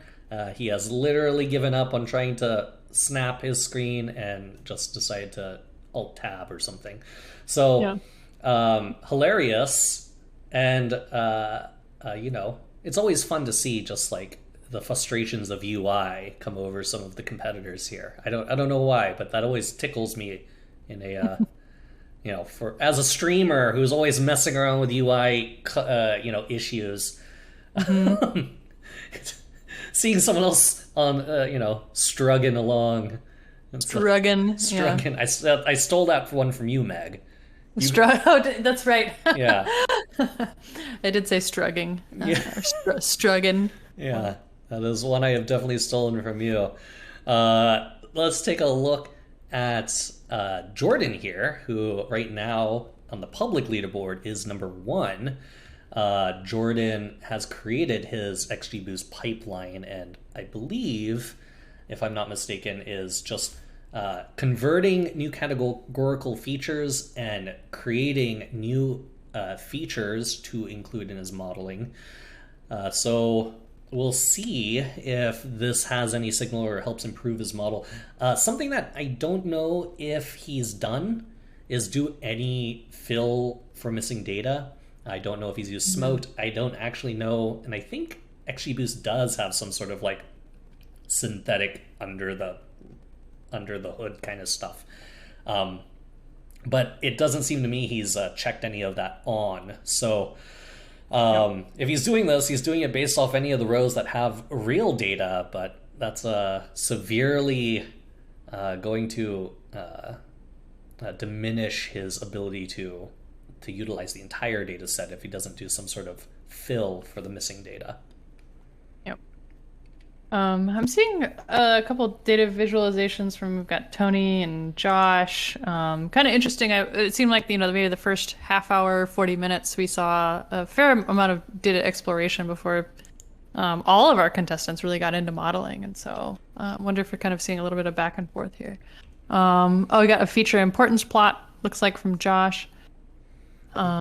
That's right. And, this is going to be pretty interesting because clearly he has broken out some of his features into what seems to be dummy variables.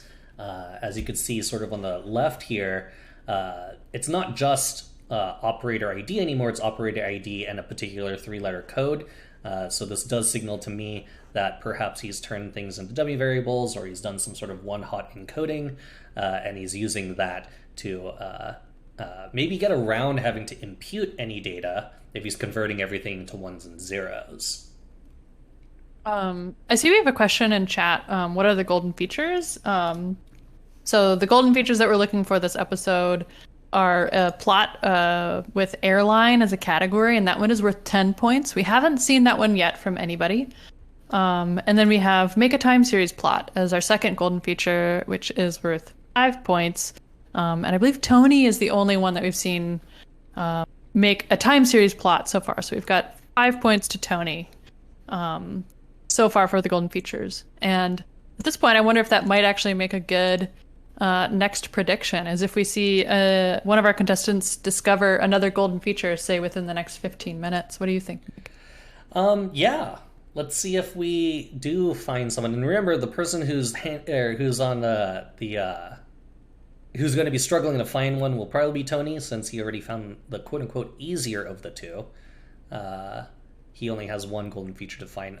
True. Have not seen the other 3 contestants dabble in time series or categorical plots, at least not categorical plotting with airline yet. And I honestly thought, gosh, this happens to me all the time, Meg. Like last week I thought, oh, people aren't going to find this, and then people found like categorical plot by whatever. This week I was like, oh, this is going to be really easy to do, it's no one has seemed to touch it. See, basically outer space. Did I miss that? Yeah. So hopefully we go back over to that. I caught that at the corner of my eye here. It looks like we're looking at a UMap. So Tony has reduced his dimension, taken some of his columns and reduced them down to 2. One component being UMap 1, that's the x-axis here, and UMap 2 being his second component. And he is using the hue, or using a way to color this That's just with the target, so whether or not it's damaged.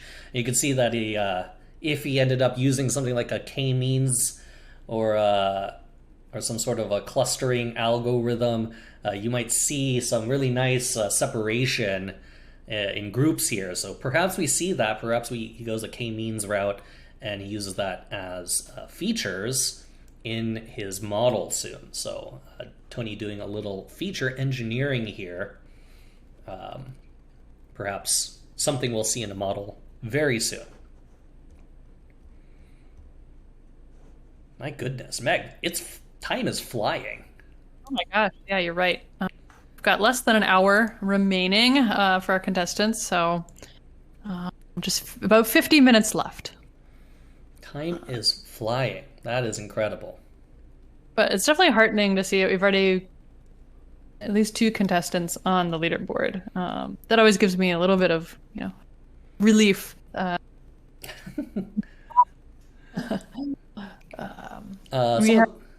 sorry, go ahead. Someone's asking about post-game interviews, and we used to do them in the pilot season, but that was also when we only had 2 people competing each night. So now we actually use Wednesdays for that. So we invite any contestant who wants to come back tomorrow, and we walk through their notebook without any time pressures or anything. So if you're interested in even more sliced content, come back tomorrow. The stream is Mondays through Thursday. 8:30 p.m. Eastern is the start time. Tuesdays is always sliced. But Monday, Wednesday, and Thursday, we also do other stuff, including more live coding. So if you're interested in data science and live coding, feel free to come back and hang out. And there's a bunch of people in chat here from the community. Feel free to spam your emotes, y'all, and let yourselves be known. I'm just taking a look at the leaderboard. We've got a couple new exciting developments. We've got a future and past sliced contestant, Kyle and his champs, on the leaderboard. Bottom of the leaderboard, but again, it's the public leaderboard, so that's okay. Welcome, Kyle and his champs. And we've also got a new #1 chat contestant at the top of the leaderboard, Echo Zulu Echo. So welcome, and we'll see if you retain your position on the private leaderboard. So exciting. We've got 14 submissions. Pretty awesome. Very exciting. And just a reminder, and then if you are submitting, you also know this, only 1% of your samples or of your predictions are scored for the leaderboard. So don't read too far into them. I believe last week on the public leaderboard, Scott Cole was #2, and then he ended up finding himself 14 positions lower. That is rough. Yep. Yeah. Yeah. So we tell the contestants, trust your own cross-validation. Trust what you're seeing locally more than what you're seeing on the public leaderboard. That can be a rough surprise when you find out that you've overfit. And see yourself fall all those positions on the private leaderboard when we do the reveal at the end. I'll go out and say it. When I did this, I didn't have a log loss higher than 0.22. Was that right? 0.22, Meg? Yeah, that's what I'm remembering as well. Yeah. So if you're wondering why I did this, it's because me and Meg, we QA these data sets. So we do our best. We do our best. We're over here on Jordan's screen, and Jordan is. It looks like he's going to be opening up a SHAP plot and doing some feature importance, which, although is very nice and perhaps may be helpful for pruning some of these features down, I have a fear that given the amount of data and the gradient boosted model that he has, a SHAP plot is actually going to waste a ton of time. I would personally recommend against this in a time format. He has A little over 45 minutes left, and he does have some missions in there already, so maybe it's not that bad of a thing, but this is definitely not what I would be doing if I have other things to tackle, like more data visualization, better modeling, feature engineering things, impute missing data to get more out of the rows. There are so many other things that I personally would be doing other than SHAP. Yep. And I think like that's why we say on Sliced, you're really competing against time. So let's take a look over at Josh's screen. And remember, Josh, not only is Josh very new to Sliced, but Josh, I don't I don't know. Are you kind of scared, Meg? am I scared? Are you kind of scared that like maybe Josh, he like I'm not getting a sense of urgency. I'm not. I mean, I've been surprised by this before on Sliced, so I'm holding out for that. But it seems pretty chill so far, but I don't know. Yeah, he has just 45 minutes remaining. And I'm trying to think through, like, a significant portion of the points, too, are from data visualization. And have we seen a ton of data visualization from Josh? No, we saw in the very beginning just a handful looking around the target. Yep. We saw feature importance for a moment in time, and yep. Yeah, Josh is truly focused on munging, cleaning up the data, and shoving it through the data set. I do see a little comment in here, helicopters no barrel roll. So doing his best to win the hearts and minds of chat. I do appreciate all the bits, y'all. Next Fiber with a ton of bits. Thanks, Next Fiber. And Afton, thanks for the 5 bits, Afton. As we see that feature importance plot top left there for Josh. I don't know. I'm kind of scared, Meg. We'll see what happens with Josh's screen. Let's go over back to Julia. Julia Silgi here. It looks like she is ready for Preds. Here we go. Yes. She is ready on the leaderboard, so she did somehow make another previous submission. So yeah, watch out for those. Watch out for those unknown medium birds, Meg. That's right. That's right. Oh wow, yeah. Watch out for unknown medium bird. Huh. What kind of what size is a medium bird? Is it like a duck? I think of like a songbird as like a small bird, and like a goose or like eagle or something as a large bird. Isn't a duck like similar size to an eagle? No, I think they're smaller. I feel like ducks penguin is a large bird. Oh my gosh, I hope there's no penguins in this data set. Yes, all the people flying from Antarctica, yeah,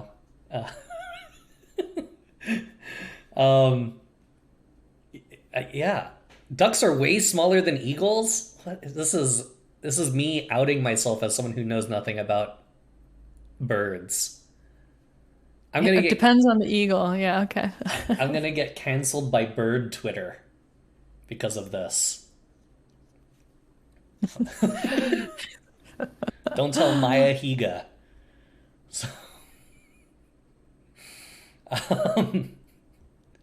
So on Julia's screen, she does have a submission up there. It looks like she might be I don't know. Like I feel like she's searching for something, and I don't necessarily know what, Meg. Yeah, this isn't doom scrolling, is it? I feel like, I mean, this is the second time she's copied and pasted something into this R Markdown cell. This is also the second time she's, done some renaming of variables and factors. This is here. Ooh. Did she just go Control A, Control Enter? I think so. Yeah, I think that's kind of what it looked like there. Yeah. Making her code prettier. I do like That is valid. the very explicit random forest with no tuning here. So um, perhaps that is an indication that maybe we will see some tuning. We do have 40 minutes left, and Julia. She's waiting for her XG boost. Oh, to go Okay. through. Yep. That's what she's doing. Okay, that makes Yep. so much more Yep. sense now. Yes. Okay, let's go over to Tony now. Tony with whatever this print is. There you go. I'm not. And again, like Tony, it's hard to parse through what he's kind of doing here. I'm unsure, but I will anyway. say we haven't seen any new golden features, I believe. So unless we do in the next probably less than a minute, looks like that's going to be a no on our prediction. That's outstanding right now. Will any of our contestants find another golden feature? Another one at a minute past the deadline yet again, but like. And let's go to our final bio of the night here, and let's take a look at Jordan, who is the Python person tonight. And let's hear from him about him.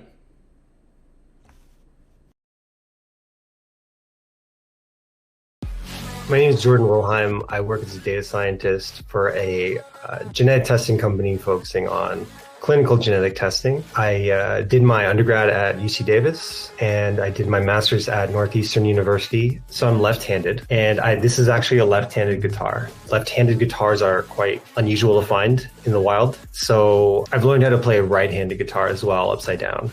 I like playing a lot of folk music. I like doing a lot of finger picking. I've been playing a lot of old Bob Dylan stuff lately. In the first season of SLICED, I did have some of the best models. I wouldn't say I'm the best at storytelling or visualization, but my models are pretty good. On the first episode of SLICED last season, it was very exhilarating to have the best model. Definitely felt like my blood pressure went up, like my heart was beating. I just had this rush, and I'm really chasing that rush again.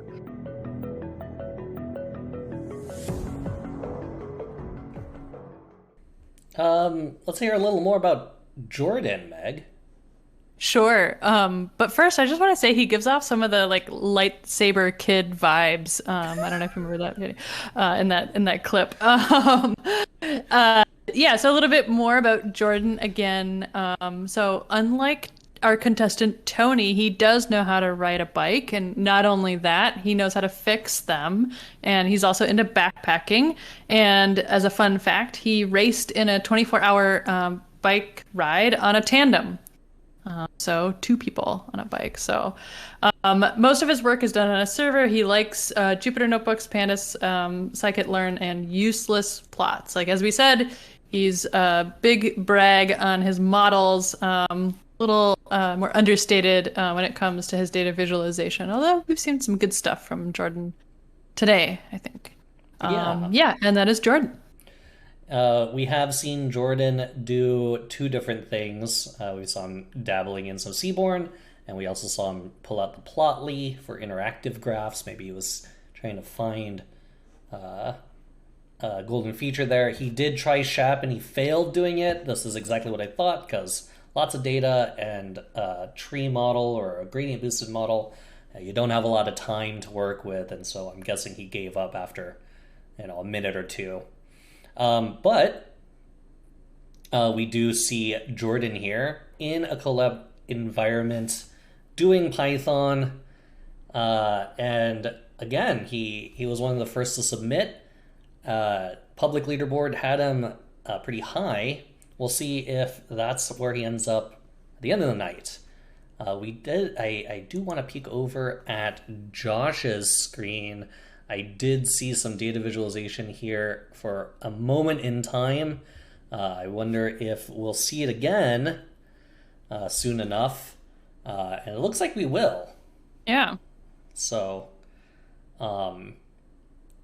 it looked interesting. I didn't know what I was looking at from the. Is he doing some kind of radar plot, maybe? Just kind of taking a look at what he's He is using a package called Taylor Swift. Oh, very nice. Scale Phil Taylor. Love her. All right, let's see. Oh, cool. Yeah, it is some kind of like radar plot, I think. Yeah. Beautiful. Very nice. But what am I exactly supposed to take away from this? Well, he says descents and Make a note. in-flights. That's when Oof. Yeah. you'll see some damage. So takeoff, not so bad, but perhaps in the air, coming in. Yeah. Wow. Flight danger. Yeah, So, departure. That does surprise me too. I'm for Josh to pick his spot here. I know, like last week we had Scott Cole with sort of a smorgasbord of data visualization, and it was hard to really say he didn't do not just data visualization but good data visualization. I think he did win in terms of the quantity. We haven't seen plots like this in the competition quite yet, and I think this does do a pretty good job at explaining the story behind the data, and this is something we haven't seen this before. I think Polar coordinates, I don't know, but yeah, I think it's cool. Bonus points for Taylor Swift. T-Swizzle, man. And we do see Josh typing out to chat here. So I thought it was departure, but that is safe. Turns out descent and in-flight. That's where it's kind of happening. Engine type F looks suspicious, perhaps. So he is trying to communicate a bit, if not for himself, out to y'all chat.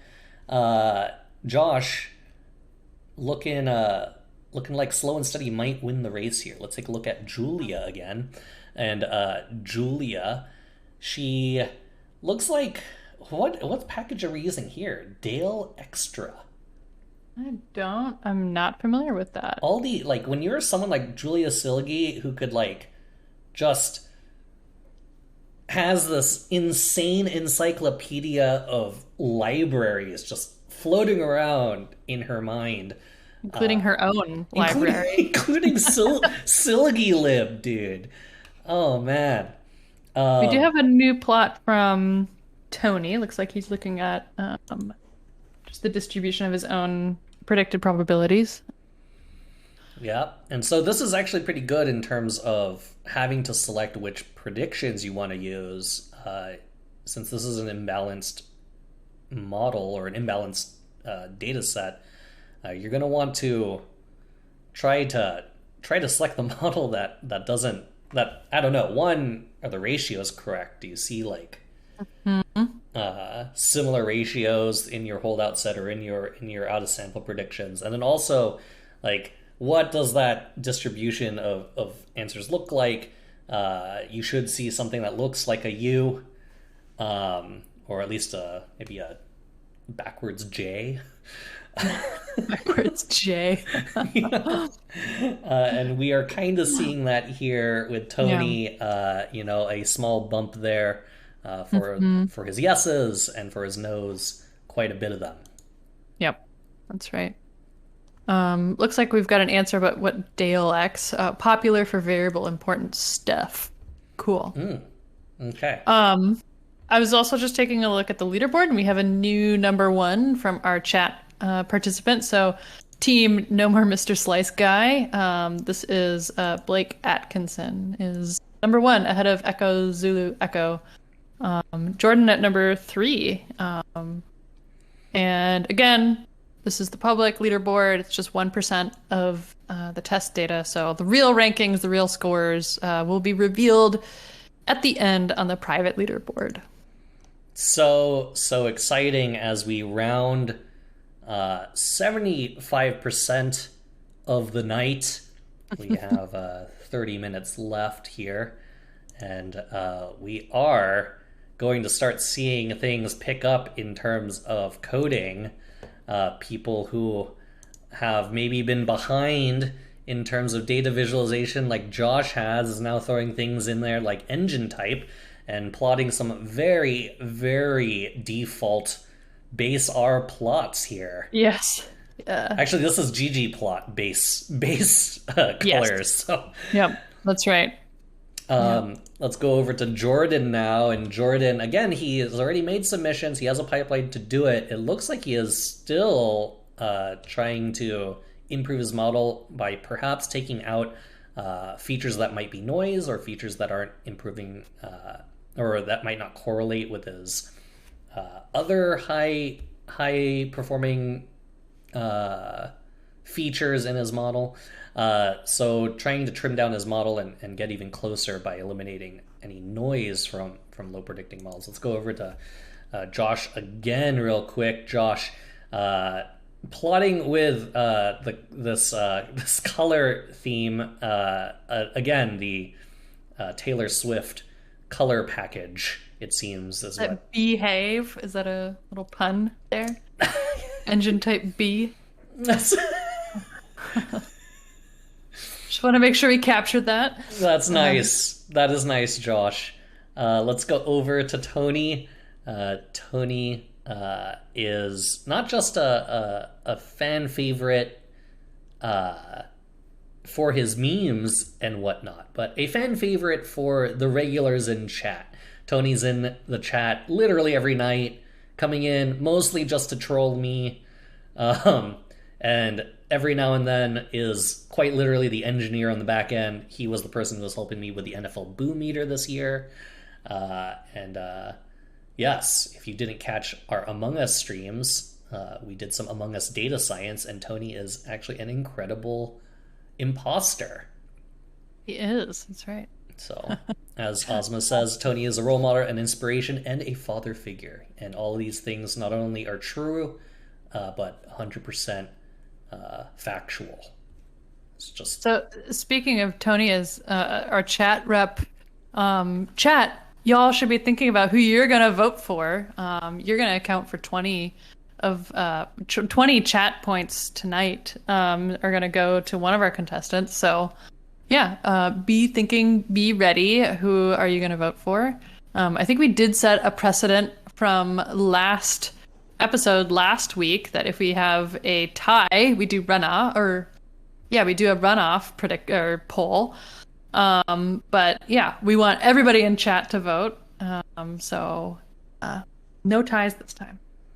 Yes, and remember, y'all, think back to the people who you related to most, perhaps through those bios, the way that perhaps people are coding, if that is interesting to you, if the data visualization looks good, or if the modeling methods spoke to you, whatever it is that makes someone your SLICED champion tonight.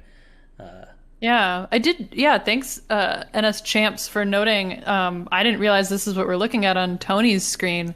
But he is actually probably using Kaggle's public API to pull in the leaderboard into his console. So he's keeping an eye on the Kaggle leaderboard there in his console. You can see, the scores, the names of our everybody on the leaderboard right there. So I wonder very cool. Actually, I wonder if he's like trying to figure out a way to like set his model parameter so like if you beat whatever the public score is, then like keep that model. I wonder if he's trying to like do some sort of early stopping with the benchmarks. That would be pretty cool. It'd be risky to do that based on the public leaderboard. That's also correct. So yeah. it'd be hard to know whether that's a good way to go. Speaking of the leaderboard, we do have another. We have both of our remaining contestants are now on the public leaderboard. So Tony is 7th on the public leaderboard, and then Josh is at 18. So. Okay. We still have no more Mr. Slice Guy, Blake Atkinson at number 1. Our chat competitors. Still plenty of time to make a submission. Our top chat competitor will get the mysterious Kaggle Swag prize. Orb. One orb. It'll be an orb. You know, when Josh and this is the thing, y'all, you shouldn't read too far into those predictions, but if I was Josh, it wouldn't matter. I would be freaking out. Yep, there's just some psychological barrier that, like, a leaderboard and seeing yourself stacked up against people, I mean, especially in the context of a competition, is going to be inherently terrifying, I think. So, looking for, like, more frantic motions of his cursor right now, some doom scrolling after seeing that. Really, he should continue to focus on just doing his best. But yeah, it's hard to dismiss those feelings. Yeah, I don't know. This is gonna be pretty difficult, I think. I'm unsure. Like, I don't know what Josh is gonna do. He only has, at best 15 minutes to kind of come up with something, get the model out, and then put that in, and fingers crossed that it's right. But yeah, he clearly is scrolling up and down much faster than he was perhaps 30 minutes ago when we said this person does not look like he has urgency. So urgency, right, very clear right now from Josh Polkamp Hart. Here we are on Julia Silgi's screen. Julia Silgi with a model prediction up in there. I believe, if I'm not mistaken, Julia has only submitted one, so perhaps we'll be seeing her starting to roll through many different predictions, or many different, at least, model types, and have another submission up there that maybe improves upon her current submission. So Julia Silgi right now. The one thing that I feel Julia is stuck on the most is the modeling. We haven't seen a lot of data visualization since the very, very beginning for Julia. So that's right. It's going to be pretty tight at the end, and it's going to be a coin flip whether she says she's all right with the models and she wants to start churning out data viz, or if she just goes full send into the modeling and the data visualization is what it is already. So more from Julia soon enough. Let's go over to Jordan now. Jordan has done a lot with data visualization already, using not just Seaborn stuff, but Plotly stuff. He has basically done the same data visualizations as Julia, just in his own Pythonic way. His modeling pipeline, though, he just keeps on throwing in new features and dropping features. So perhaps he has, at this point, the most model, or the most knowledge about the data and what is and isn't improving the models as he's going through his own modeling pipeline. Let's take a look at Tony, and Tony with a meme here.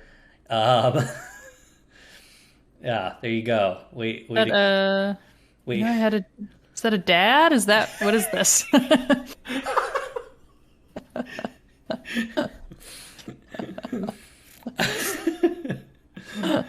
I'm assuming Tony is in either a grid search, or he is currently waiting on a much larger version of his model.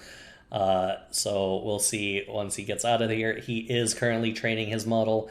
This is an XGBoost model, and he has worked it down. He's created different features. Unsure if we did see him go all the way from his UMAP dimension reduction into what might be two new features, or two features replacing the features that were already in there. So depending on what he comes out with here, I'm going to assume that Tony might be calling it in terms of modeling, and we'll see if he goes back to data visualization in a second. So going back to a person who is now in his own overdrive, Josh Polkamp Hart. Lots of different data visualizations we've seen from him in the last handful. This is time series. Was that time series? This is technically time series. This is technically time series. Yeah. So Josh does get 5 points for this. I think he's calling it an ugly scatter plot. Yeah. Tend to agree, but it is sufficient to get him 5 points for a golden feature for time series plot. He does get the 5 points, and I don't know. I have a sneaking suspicion, Meg, that no one's gonna get airline categorical feature here. You know, I'm so surprised by that, I think, because we've seen our contestants, not shy away from looking at other categories.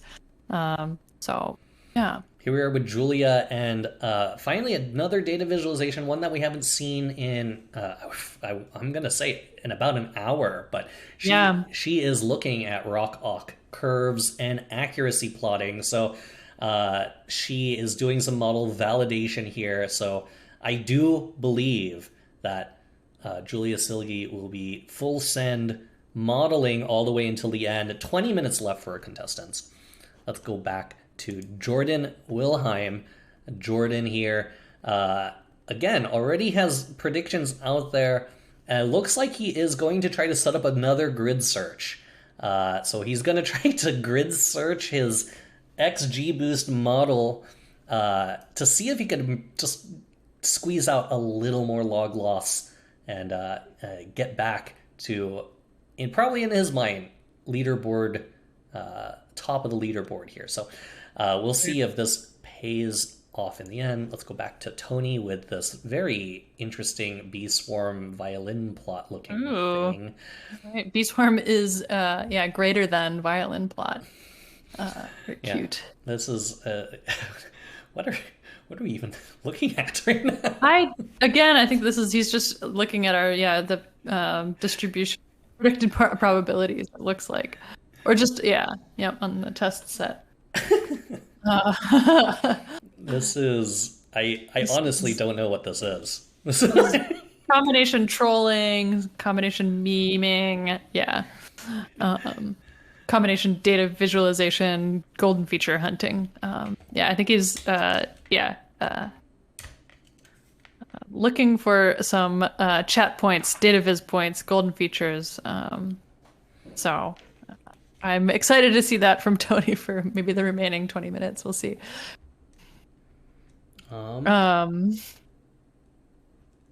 Sorry, I am writing down I'm writing some notes on the data visualization. It's the judging for me and Meg is coming up, just like how judging for you, chat, is coming up. So I am writing some notes to myself. Chat, are you writing notes to yourselves about who is your favorite contestant that you're going to vote for when we kick off a poll in less than 20 minutes? Let's go over to Josh's screen, who we just saw a very quick glimpse of what seemed to be a more traditional looking time series plot here. Yes, here it is. Improving flight safety. Look at it decreasing by year. We actually saw Tony plot this. He did something similar. Yeah, he said our pilots, what did he say? Our pilots getting better at their jobs. Or something. That is what he said. So we do see Josh with a little more here for time series plotting.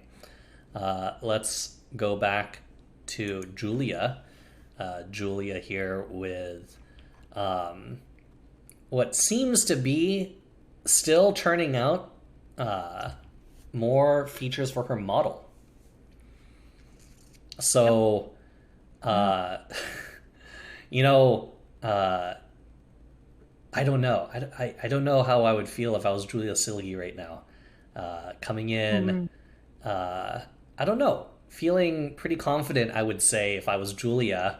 But here we are in a competitive coding situation. And Julia herself has admittedly said she is not competitive whatsoever.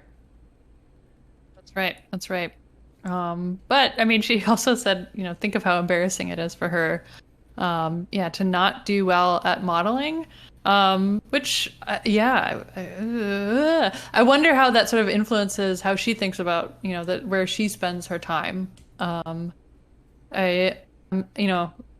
There's so much to Slice that's really like psychological. that I think this is a really, unnatural condition to be coding in, live in front of people, moments away from being judged on several different dimensions for an audience. Absolutely. Let's take a look over here with Jordan. Jordan looks like he had an error in his pipeline, which probably is not great for him if he's trying to get a prediction out. 15 minutes left to go here in second episode of Slice. Thanks for everyone in chat hanging out and sticking around. I hope... How's chat doing? Chat? Are y'all okay? How's chat doing? Everyone hanging in there? More fairy floss, please, forever. Yeah. Chat? Alright, yeah, let's see those emotes fly, chat. How's everyone doing? I love it. I hope everyone's doing good. Need to be here. Sri, are you on a plane right now? What are you doing? Wow, paying for that expensive airplane Wi-Fi. Expensive and terrible. We do have another submission from No More Mr. Slice Guy. Chat contestant Blake Atkinson. He has continued to secure #1 on the public leaderboard, which again is just 1% of the test data. And it looks like we have exceeded the number of submitters from our previous episodes. We're up to 21 people on the leaderboard, including, looks like, one of my coworkers, Team Random. Welcome. I'm not gonna lie, if just looking at this, the thing that I don't necessarily care so much about the score, but I do like looking at entries. And we see Jordan has entered 4 submissions. Tony's up there with 2. Julia has also entered 2, and so has Josh. So everyone with at least 2 submissions up there. That gives encouraging. That it is encouraging, and it also gives you insight as to just the modeling process in general. So if you're new to modeling and you're coming into the stream thinking you're going to see some experts doing their thing flawlessly, that's clearly not the case, right? It is absolutely something that we all do as modeling, as data scientists, people, as engineers, but multiple attempts, multiple iterations, an iterative process. They are literally doing that live in front of you. That is truly the way it goes in terms of programming and data. So I do see Jordan definitely has the chat vote on his mind, looking at his screen. He's giving away prizes tonight. Everybody who votes for Jordan will get a Josiah's dad. I hope, Josiah, you agreed to that with Jordan in advance of the show. I feel like we need a scary countdown at 10 minutes. I get nervous is the thing. Like, it's not, what? I didn't realize that these birds actually had, like, some species names. Oh yeah, there's species names. Yep. I think this is the first time that we're looking at some species names here. Wow. I'm not gonna lie. If Josh keeps going down this path, there's a lot of points to be had in data visualization. Yeah, he might end up getting more points from me, because I've changed my scores twice now, and he might. It's gonna be really hard. Mm-hmm. It's gonna be really hard if he keeps going down that path. So we've got the Taylor Swift color theme. Great. Back to Tony. Tony again, just like checking out his code. I don't know if he's necessarily in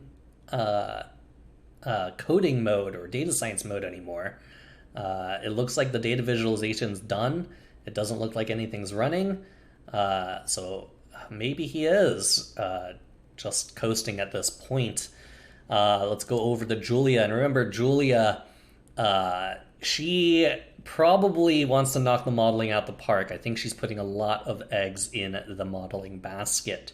So if soon enough, just under 15 minutes to go here, we may see Julia just churning through tons and tons and tons of different models, tons and tons and tons of different predictions, and we'll see her submissions go from currently 2, perhaps up to, I don't know, maybe we'll see another 3, maybe we'll see another, I think, I'm going to say we'll see another 2 from Julia Silgi at the end of the night. And that would bring her to how many submissions then? That would bring her to 4, I believe. 4 submissions, okay. I do see that we also have Kanzi on the leaderboard. Welcome, Kanzi, who's our winner from last week's episode of Sliced. Yes, and premiere. And soon enough, pretty soon we'll start seeing what lap 2 looks like. So the first 4 weeks we call lap 1.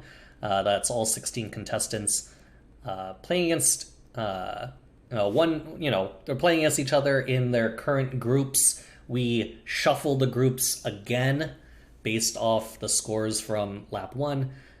So we shuffle the groups in lap 2, and we'll see another different group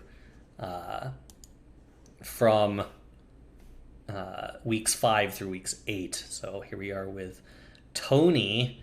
Tony, again, waiting on a model to tune. So perhaps, what's the odds that he's playing with that Rubik's Cube right now, Meg?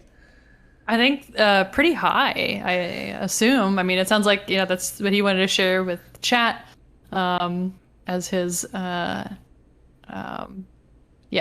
object of interest. So I'm picturing him playing with the Rubik's Cube right now, yes. Yeah. And just another very, very important shout out to our 2 sponsors this season. Shout out to our studio for your support, and another big shout out to Streamlit. Thank you, Streamlit. Thank you, our studio, for helping us just making it a bigger show this season. So I have to say, Streamlit is helping us make the stream lit. Can I use that joke again every episode? Okay. I actually wasn't expecting it this time, so like. Really? It got me. It got you. I got you this time. All right. Me. Yeah. Check out Streamlit at streamlit.io. If you make a Streamlit app using datasets from Sliced, you can win some internet points. True. We're over here on Josh's screen. Let's take a look at Julia. Julia is full send right now into modeling. She is quite literally looking at her different tunes. She's went through a grid search here, and she is literally looking at her different modeling parameters. If you're unfamiliar what hyperparameter tuning is, think about it like tuning a guitar, tuning an instrument. You have a set of strings on it, you play through it, it sounds kind of gross.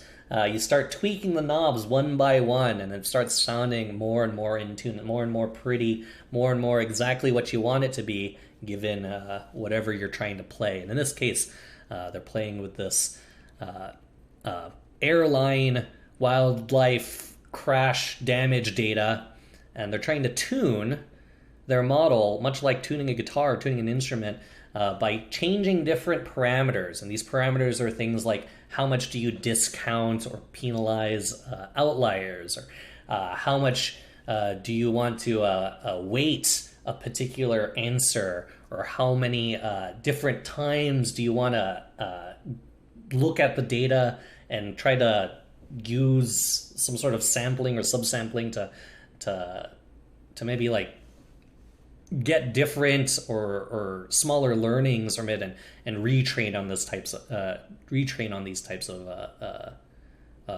iterations. So modeling and hyperparameter tuning go hand in hand. We are seeing a ton of that tonight through all these different grid search.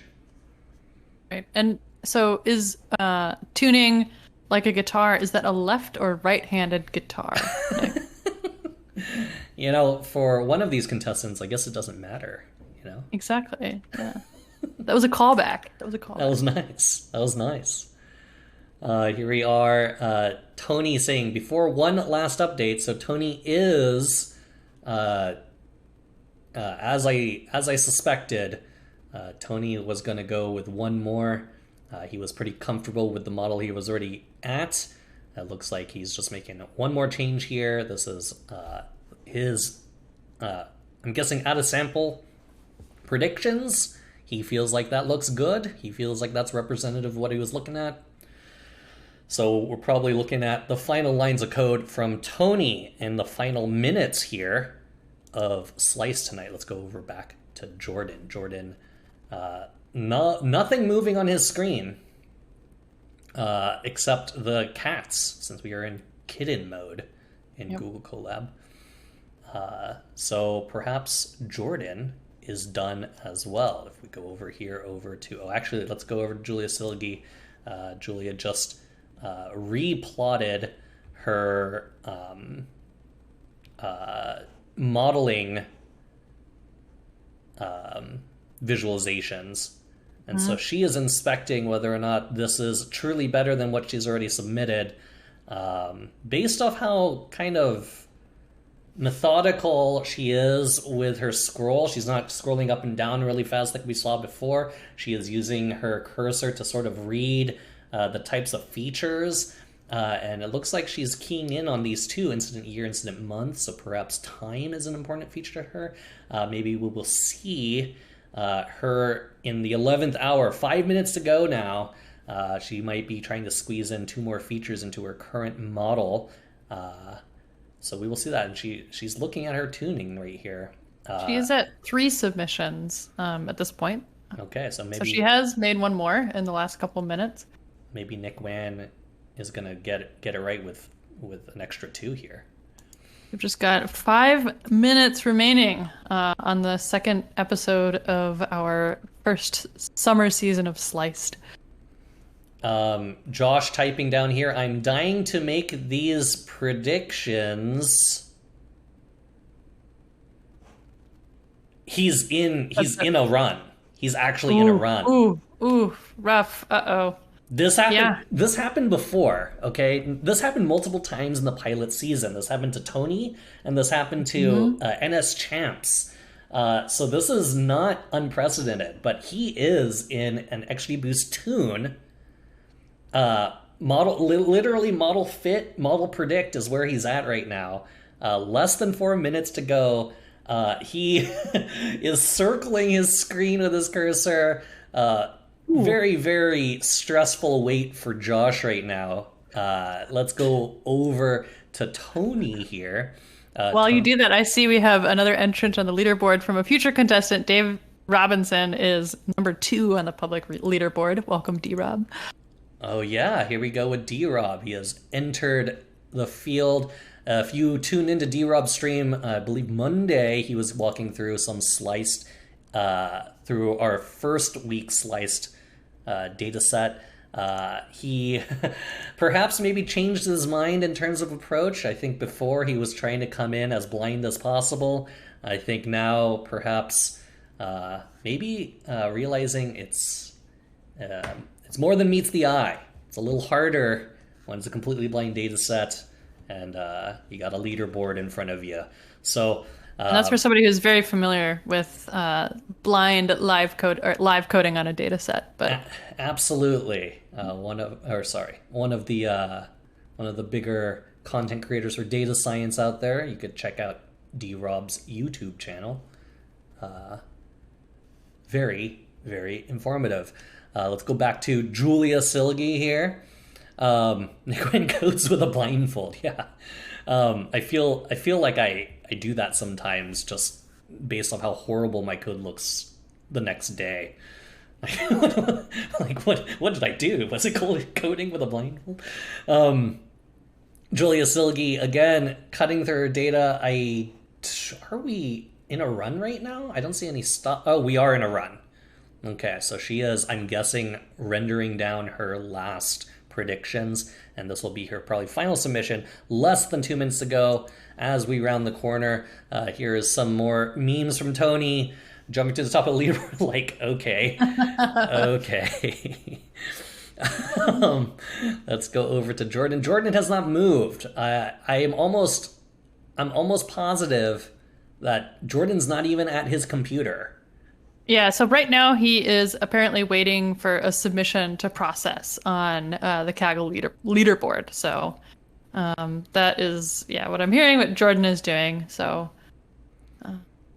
Okay. So we are looking over here at Josh's screen again when we were looking at the public leaderboard. And the public leaderboard is only based on 1% of data, so you shouldn't read into it too much. But given Josh's current position, which is 20th at 1.53, he has improved his score, but his score before was 2 point something, if I recall correctly. Meaning, depending on how you want to read it, either this is vastly wrong and underestimating what he's doing, or he is predicting pretty low in terms of log loss score. We see Josh, at least on this leaderboard, 20th with 3 submissions. Julia Silgi with 3 submissions in 14th place. That would be good for 3rd place currently in the competition. Tony, 7th place on the public leaderboard. That would be 2nd place in the current contest with 2 submissions. And we'll see this move up to 3 very momentarily. And at the top in the public leaderboard right now, 5 submissions, Jordan Wilheim. That will change to 6 very, very soon. We have less than a minute to go. Julia Silgi here. We don't see any cursors moving on the screen anymore for Julia. There it was. Maybe she's doing stuff on Kaggle right now. Jordan Wilheim, nothing's moving there. Josh Polkat Art saying, error in my formats, I think in the holdout. Does that mean he's caught something in the final hour? It is pencils down now. Pencils down. All right, so I've let our contestants know that they should stop coding and make no more submissions. They do have the option to pick what they believe is their best submission. But otherwise, that's it. That's 2 hours. Claps in chat for... Claps in chat. Claps in chat. Hearts in chat for our 4 contestants. Oh my goodness, another night of Sliced. Wow. Wow. How you feeling, Meg? It goes faster every time, I swear. This was clearly a harder challenge, I think, than the previous week. Larger data set, many more missing values to contend with. I think all of our contestants had a lot of really great stuff to bring, and it was really interesting to see how different people's approaches were. I'm curious to hear what your reactions, Nick, while I kick off our chat poll. Please do. And remember, chat, the person who is the top vote getter gets 20 points. So you're on the clock right now, chat. If you are listening to this and you have just been listening to me in the background, please come back to chat and put your vote in. There's 161 of you. Let's get as close to that 161 mark as possible, okay? All right, here we go. Poll starting now. My personal thoughts on this are this was maybe the closest in terms of both like skill on the modeling side and skill on the data visualization side that we've had ever. That's right. That we've had ever. I think all 4 of these contestants should be extremely, extremely proud and extremely, extremely happy with the work that they put in. I think the methods from everyone looked just incredible. I think everyone had a really good cadence and a really good sense of balancing the time between modeling and doing a little data visualization on the side. I don't think anyone dove completely in to the data visualization side of things, and in my opinion, that's probably for the better. I feel that sometimes when people spend too much time on data viz, they lose sight of trying to inch that model into a better territory. So I think it was extremely evenly matched, and I am so excited to see what the private leaderboard is going to look like. That's right. Yeah, I was just taking a sneak peek at that. So probably just a little bit of remaining time on the poll. Please vote. Everybody vote. Chat. Who is your favorite contestant? they get a non-insignificant proportion of the total possible points tonight. That's 20 points that you can assign to your favorite. Just moments remaining on that. Yep. Currently, we're seeing Julia in the lead, Tony second, Jordan third, Josh. 3 votes for Josh. No Josh fans out there? Come on, bring it. No Josh fans, y'all. Looks like Julia runs away with this one. 49% of the chat votes. And we see Tony, another fan favorite, of course, second place there for chat votes. But Julia is the one who gets the 20 points tonight. Congrats, Julia. Yeah, so Julia on the board with 20 points. And how are we looking on golden features, Meg? Yeah, so for golden features, as a reminder for folks, the golden features that we were looking for tonight were a plot with airline as a category worth 10 points. Unless a contestant is going to correct me, I don't believe we saw anybody uncover this golden feature. But our second golden feature, make a time series plot worth 5 points, was discovered by 2 of our contestants, Josh and Tony. So they each get 5 points, bringing our total scores so far this episode.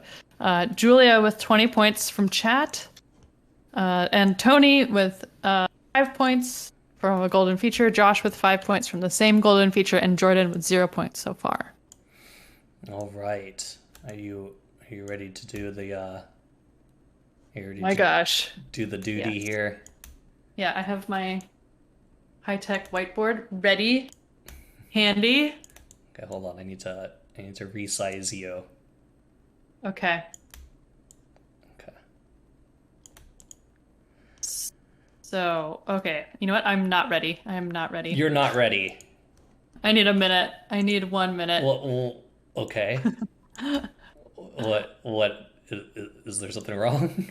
No, there's nothing wrong, except for I need to actually summarize my notes into points. Oh, I see. Okay. Ever important. Yeah. Yes, it is. Oops. How about y'all, chat?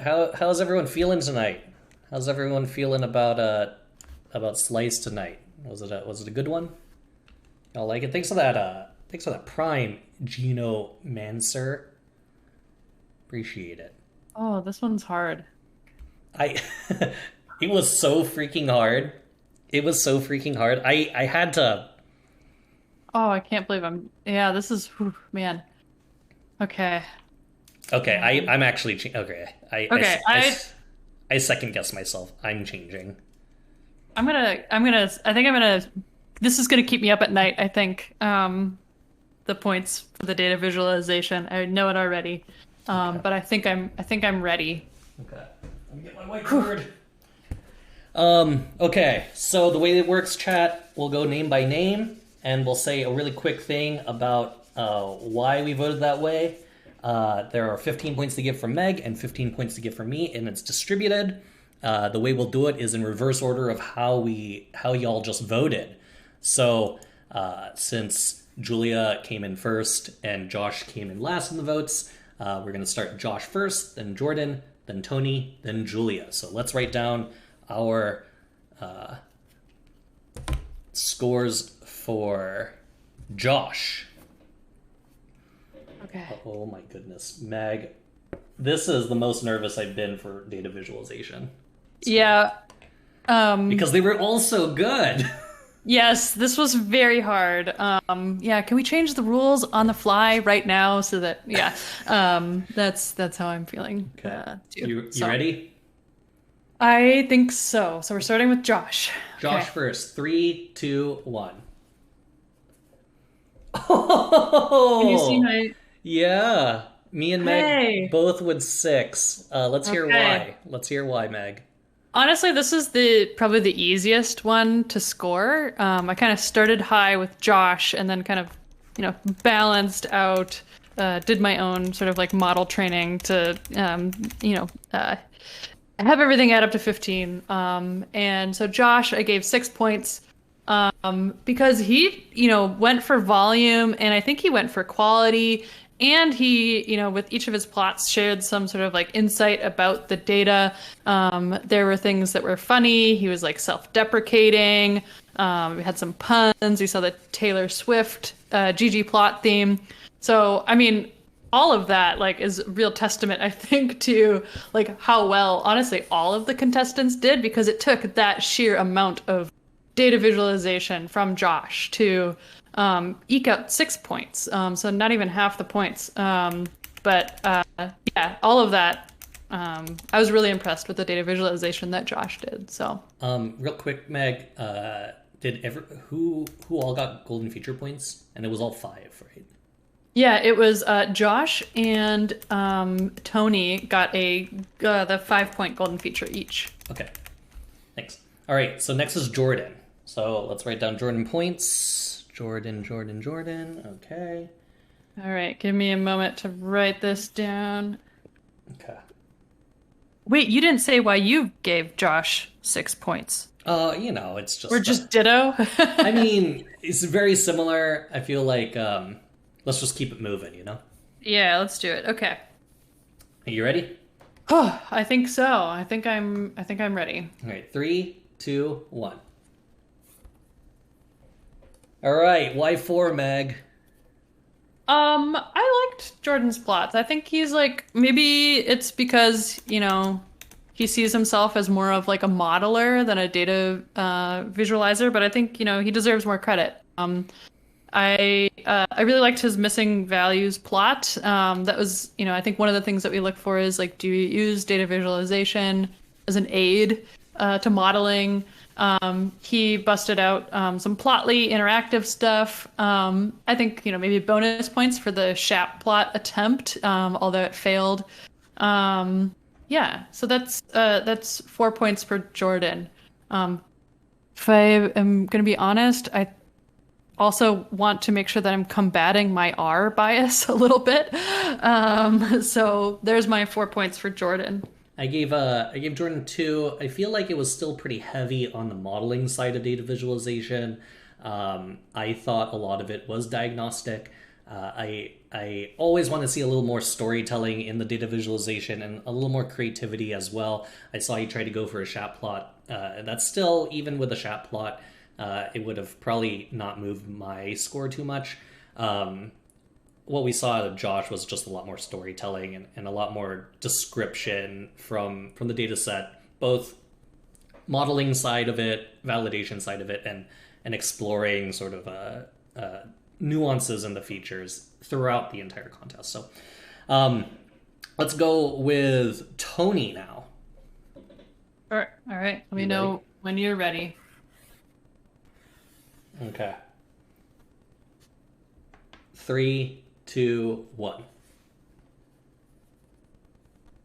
All right, why 3? Okay, so I gave 3 points to Tony because, there's just not enough points to give out, to be honest. I thought he did a good kind of like diversity or variety of plots. Like we saw, UMAP. We saw he did a bunch of stuff with predicted probability distributions. He did the goofy, funny B-Swarm, super greater than violin plot, which is memey. I like that. But maybe not as much of things that were, apart from maybe the predicted probability distribution, helpful in modeling or in actually providing like insights and storytelling about the data. So yeah, 3 for Tony from Meg. I gave Tony a 5. I thought his storytelling through data was pretty similar to Josh's. The reason I give him just a point off as opposed to Josh having a point is I feel like the creativity in the plots themselves, we've seen scatter plots, we've seen line plots, we've seen histograms. I was just kind of hoping to see maybe something just a little different. Josh did throw in a radial plot there. Yeah, that was cool. So That literally was the difference. And so both of them extremely good. I think they both did really well in EDA, and they did really well in modeling, both in the data visualization side of things. So that's where my points went. And last but not least, current fan favorite, Julia Silgi. So you ready? I think so. Okay. 3, 2, 1. Why 2, Meg? Oh, we match again. Okay, this is hard. I think when we were watching Julia, we clearly saw that she spent a ton of time on modeling, and she did do some model diagnostic plots. And then I think early on we saw plots kind of to gain kind of an intuition about how the data is distributed with respect to the outcome variable and a couple of the other categorical variables. But beyond that, there was not a ton. I have a tremendous amount of confidence, obviously, that Julia could have absolutely knocked it out of the park on the data visualization component of SLICED. But as we kind of noted, SLICED is all about where you decide as a contestant that you want to invest your resources. And I think, at the end of the day, we just didn't see Julia spending a lot of time on data visualization in comparison to what I think was like our strongest field of contestants ever when it came to data visualization. Maybe because they knew that Julia was entering the competition. So that is the rationale for my 2 for Julia. Okay. Yeah, I gave Julia it. To be completely honest, I thought Julia and Jordan both had extremely similar approaches in their data visualization. I think they both did EDA in almost exact similar ways. And so since it was a lot focused on the modeling side for both of them, and a lot of it was more validation and diagnostic, I just felt there was a lot more storytelling through the data sets from the other 2 contestants, and to sort of split your time in that way, that's where my points went. So that's why I gave both both Jordan and Julia 2 there. So last but not least, now it's do we want to do standings? Let's do that. Let's do standings while I copy and paste all this information over. Cool. Well, Julia was perhaps right to just be a popular person and not invest in data visualization, because she remains in the current standings at 24, which is the top of our standings for the episode so far. Next is Josh with 17 points. And after that, we have Tony at 13 points and then Jordan at 6 points. So we have modeling, which is 35 points to the winner of the modeling portion. So Nick, are you pulling up the private leaderboard? I am right now, and I am lining up the scores just so I am, and I'm just double checking just to make sure I'm going to say the correct name with the correct score. I don't want to do any snafus here. I don't want any surprises for anyone when they look at this in the next 15 minutes when the private leaderboard goes live. Okay, I'm ready. Are you ready? All right, chat. I'm ready. This is 35 points. Literally, whoever gets the modeling wins. That's literally where we are. It's the closest we've seen in this scoring basically ever. So whoever gets this wins. We'll start again from the person who got the least chat votes to the person who got the most. So we're starting with Josh Polkamp Hart, Boston Bruins data scientist. He scored 2.76776. So 2.767. Okay. Next, Jordan Wilheim. Jordan Wilheim scored 0.21195. So Jordan in the lead right now with 0.211. Okay. Right. Next. Score to beat is 0.2. Okay. This is Tony. Tony's score is 0.30305. 0.303 for Tony. So, last but not least, this is Julia Silgi. If Julia beats 0.2, she wins. If she doesn't, Jordan wins.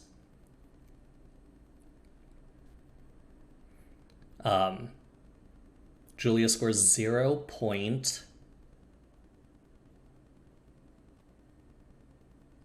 This is shocking.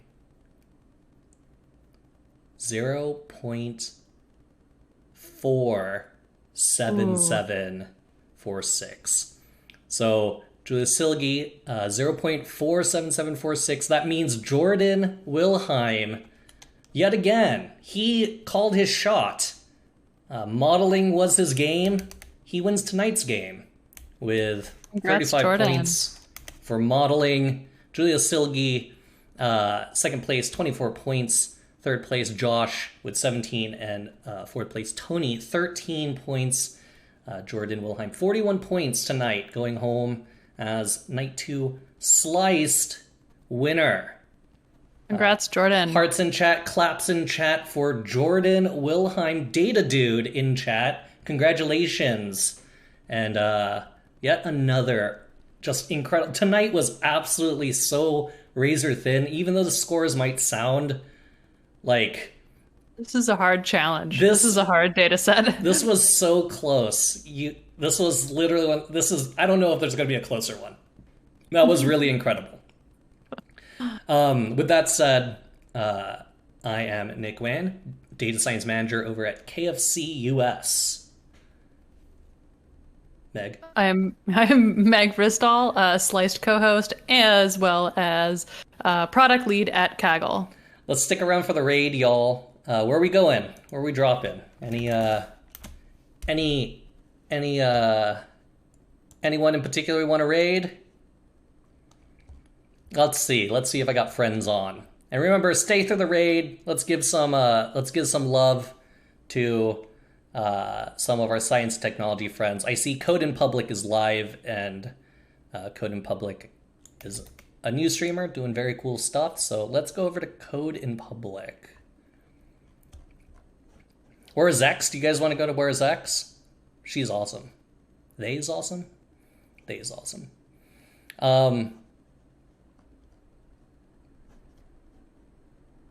Let's go there. Where is X? Okay, y'all. Thanks for all the bits and the subs and the donos. Thanks for everyone in chat hanging out. I honestly do absolutely appreciate it. Thank you, Meg, for co-hosting, and thanks to Streamlit, thanks to our studio for sponsoring. Thanks to our contestants, all 4 contestants. They literally were so close. You could do that 10 times and you're gonna get a different winner every time. I swear it. That's right. That's so close. I'll see y'all next week, okay? But if you want to come in tomorrow, we're going to try to bring on some of the contestants to walk through their notebooks tomorrow. That's 8:30 p.m. Eastern here, Nick Wan Data Sci. And Monday through Thursdays, we stream. Tuesday, 8:30 Eastern, Sliced, all the way till August, y'all. All the way to freaking August. Thanks for all the bits, the donuts, and stuff. That money goes back to you. So if you are someone who is a student or someone's looking for a career change in data, into data, let me know, because there's always money in the PayPal from everyone who does gifts, gifted subs, donations, all of that stuff. It just sits there, and I'm more than happy to give it back to the community. So stick around for the raid, and I hope to see y'all tomorrow, if not next week, okay? Anything you want to say, Meg? The last thing I will say is that we'll reach out to the top chat participant on the leaderboard for your mysterious Kaggle swag. So thank you, chat. Have a good night.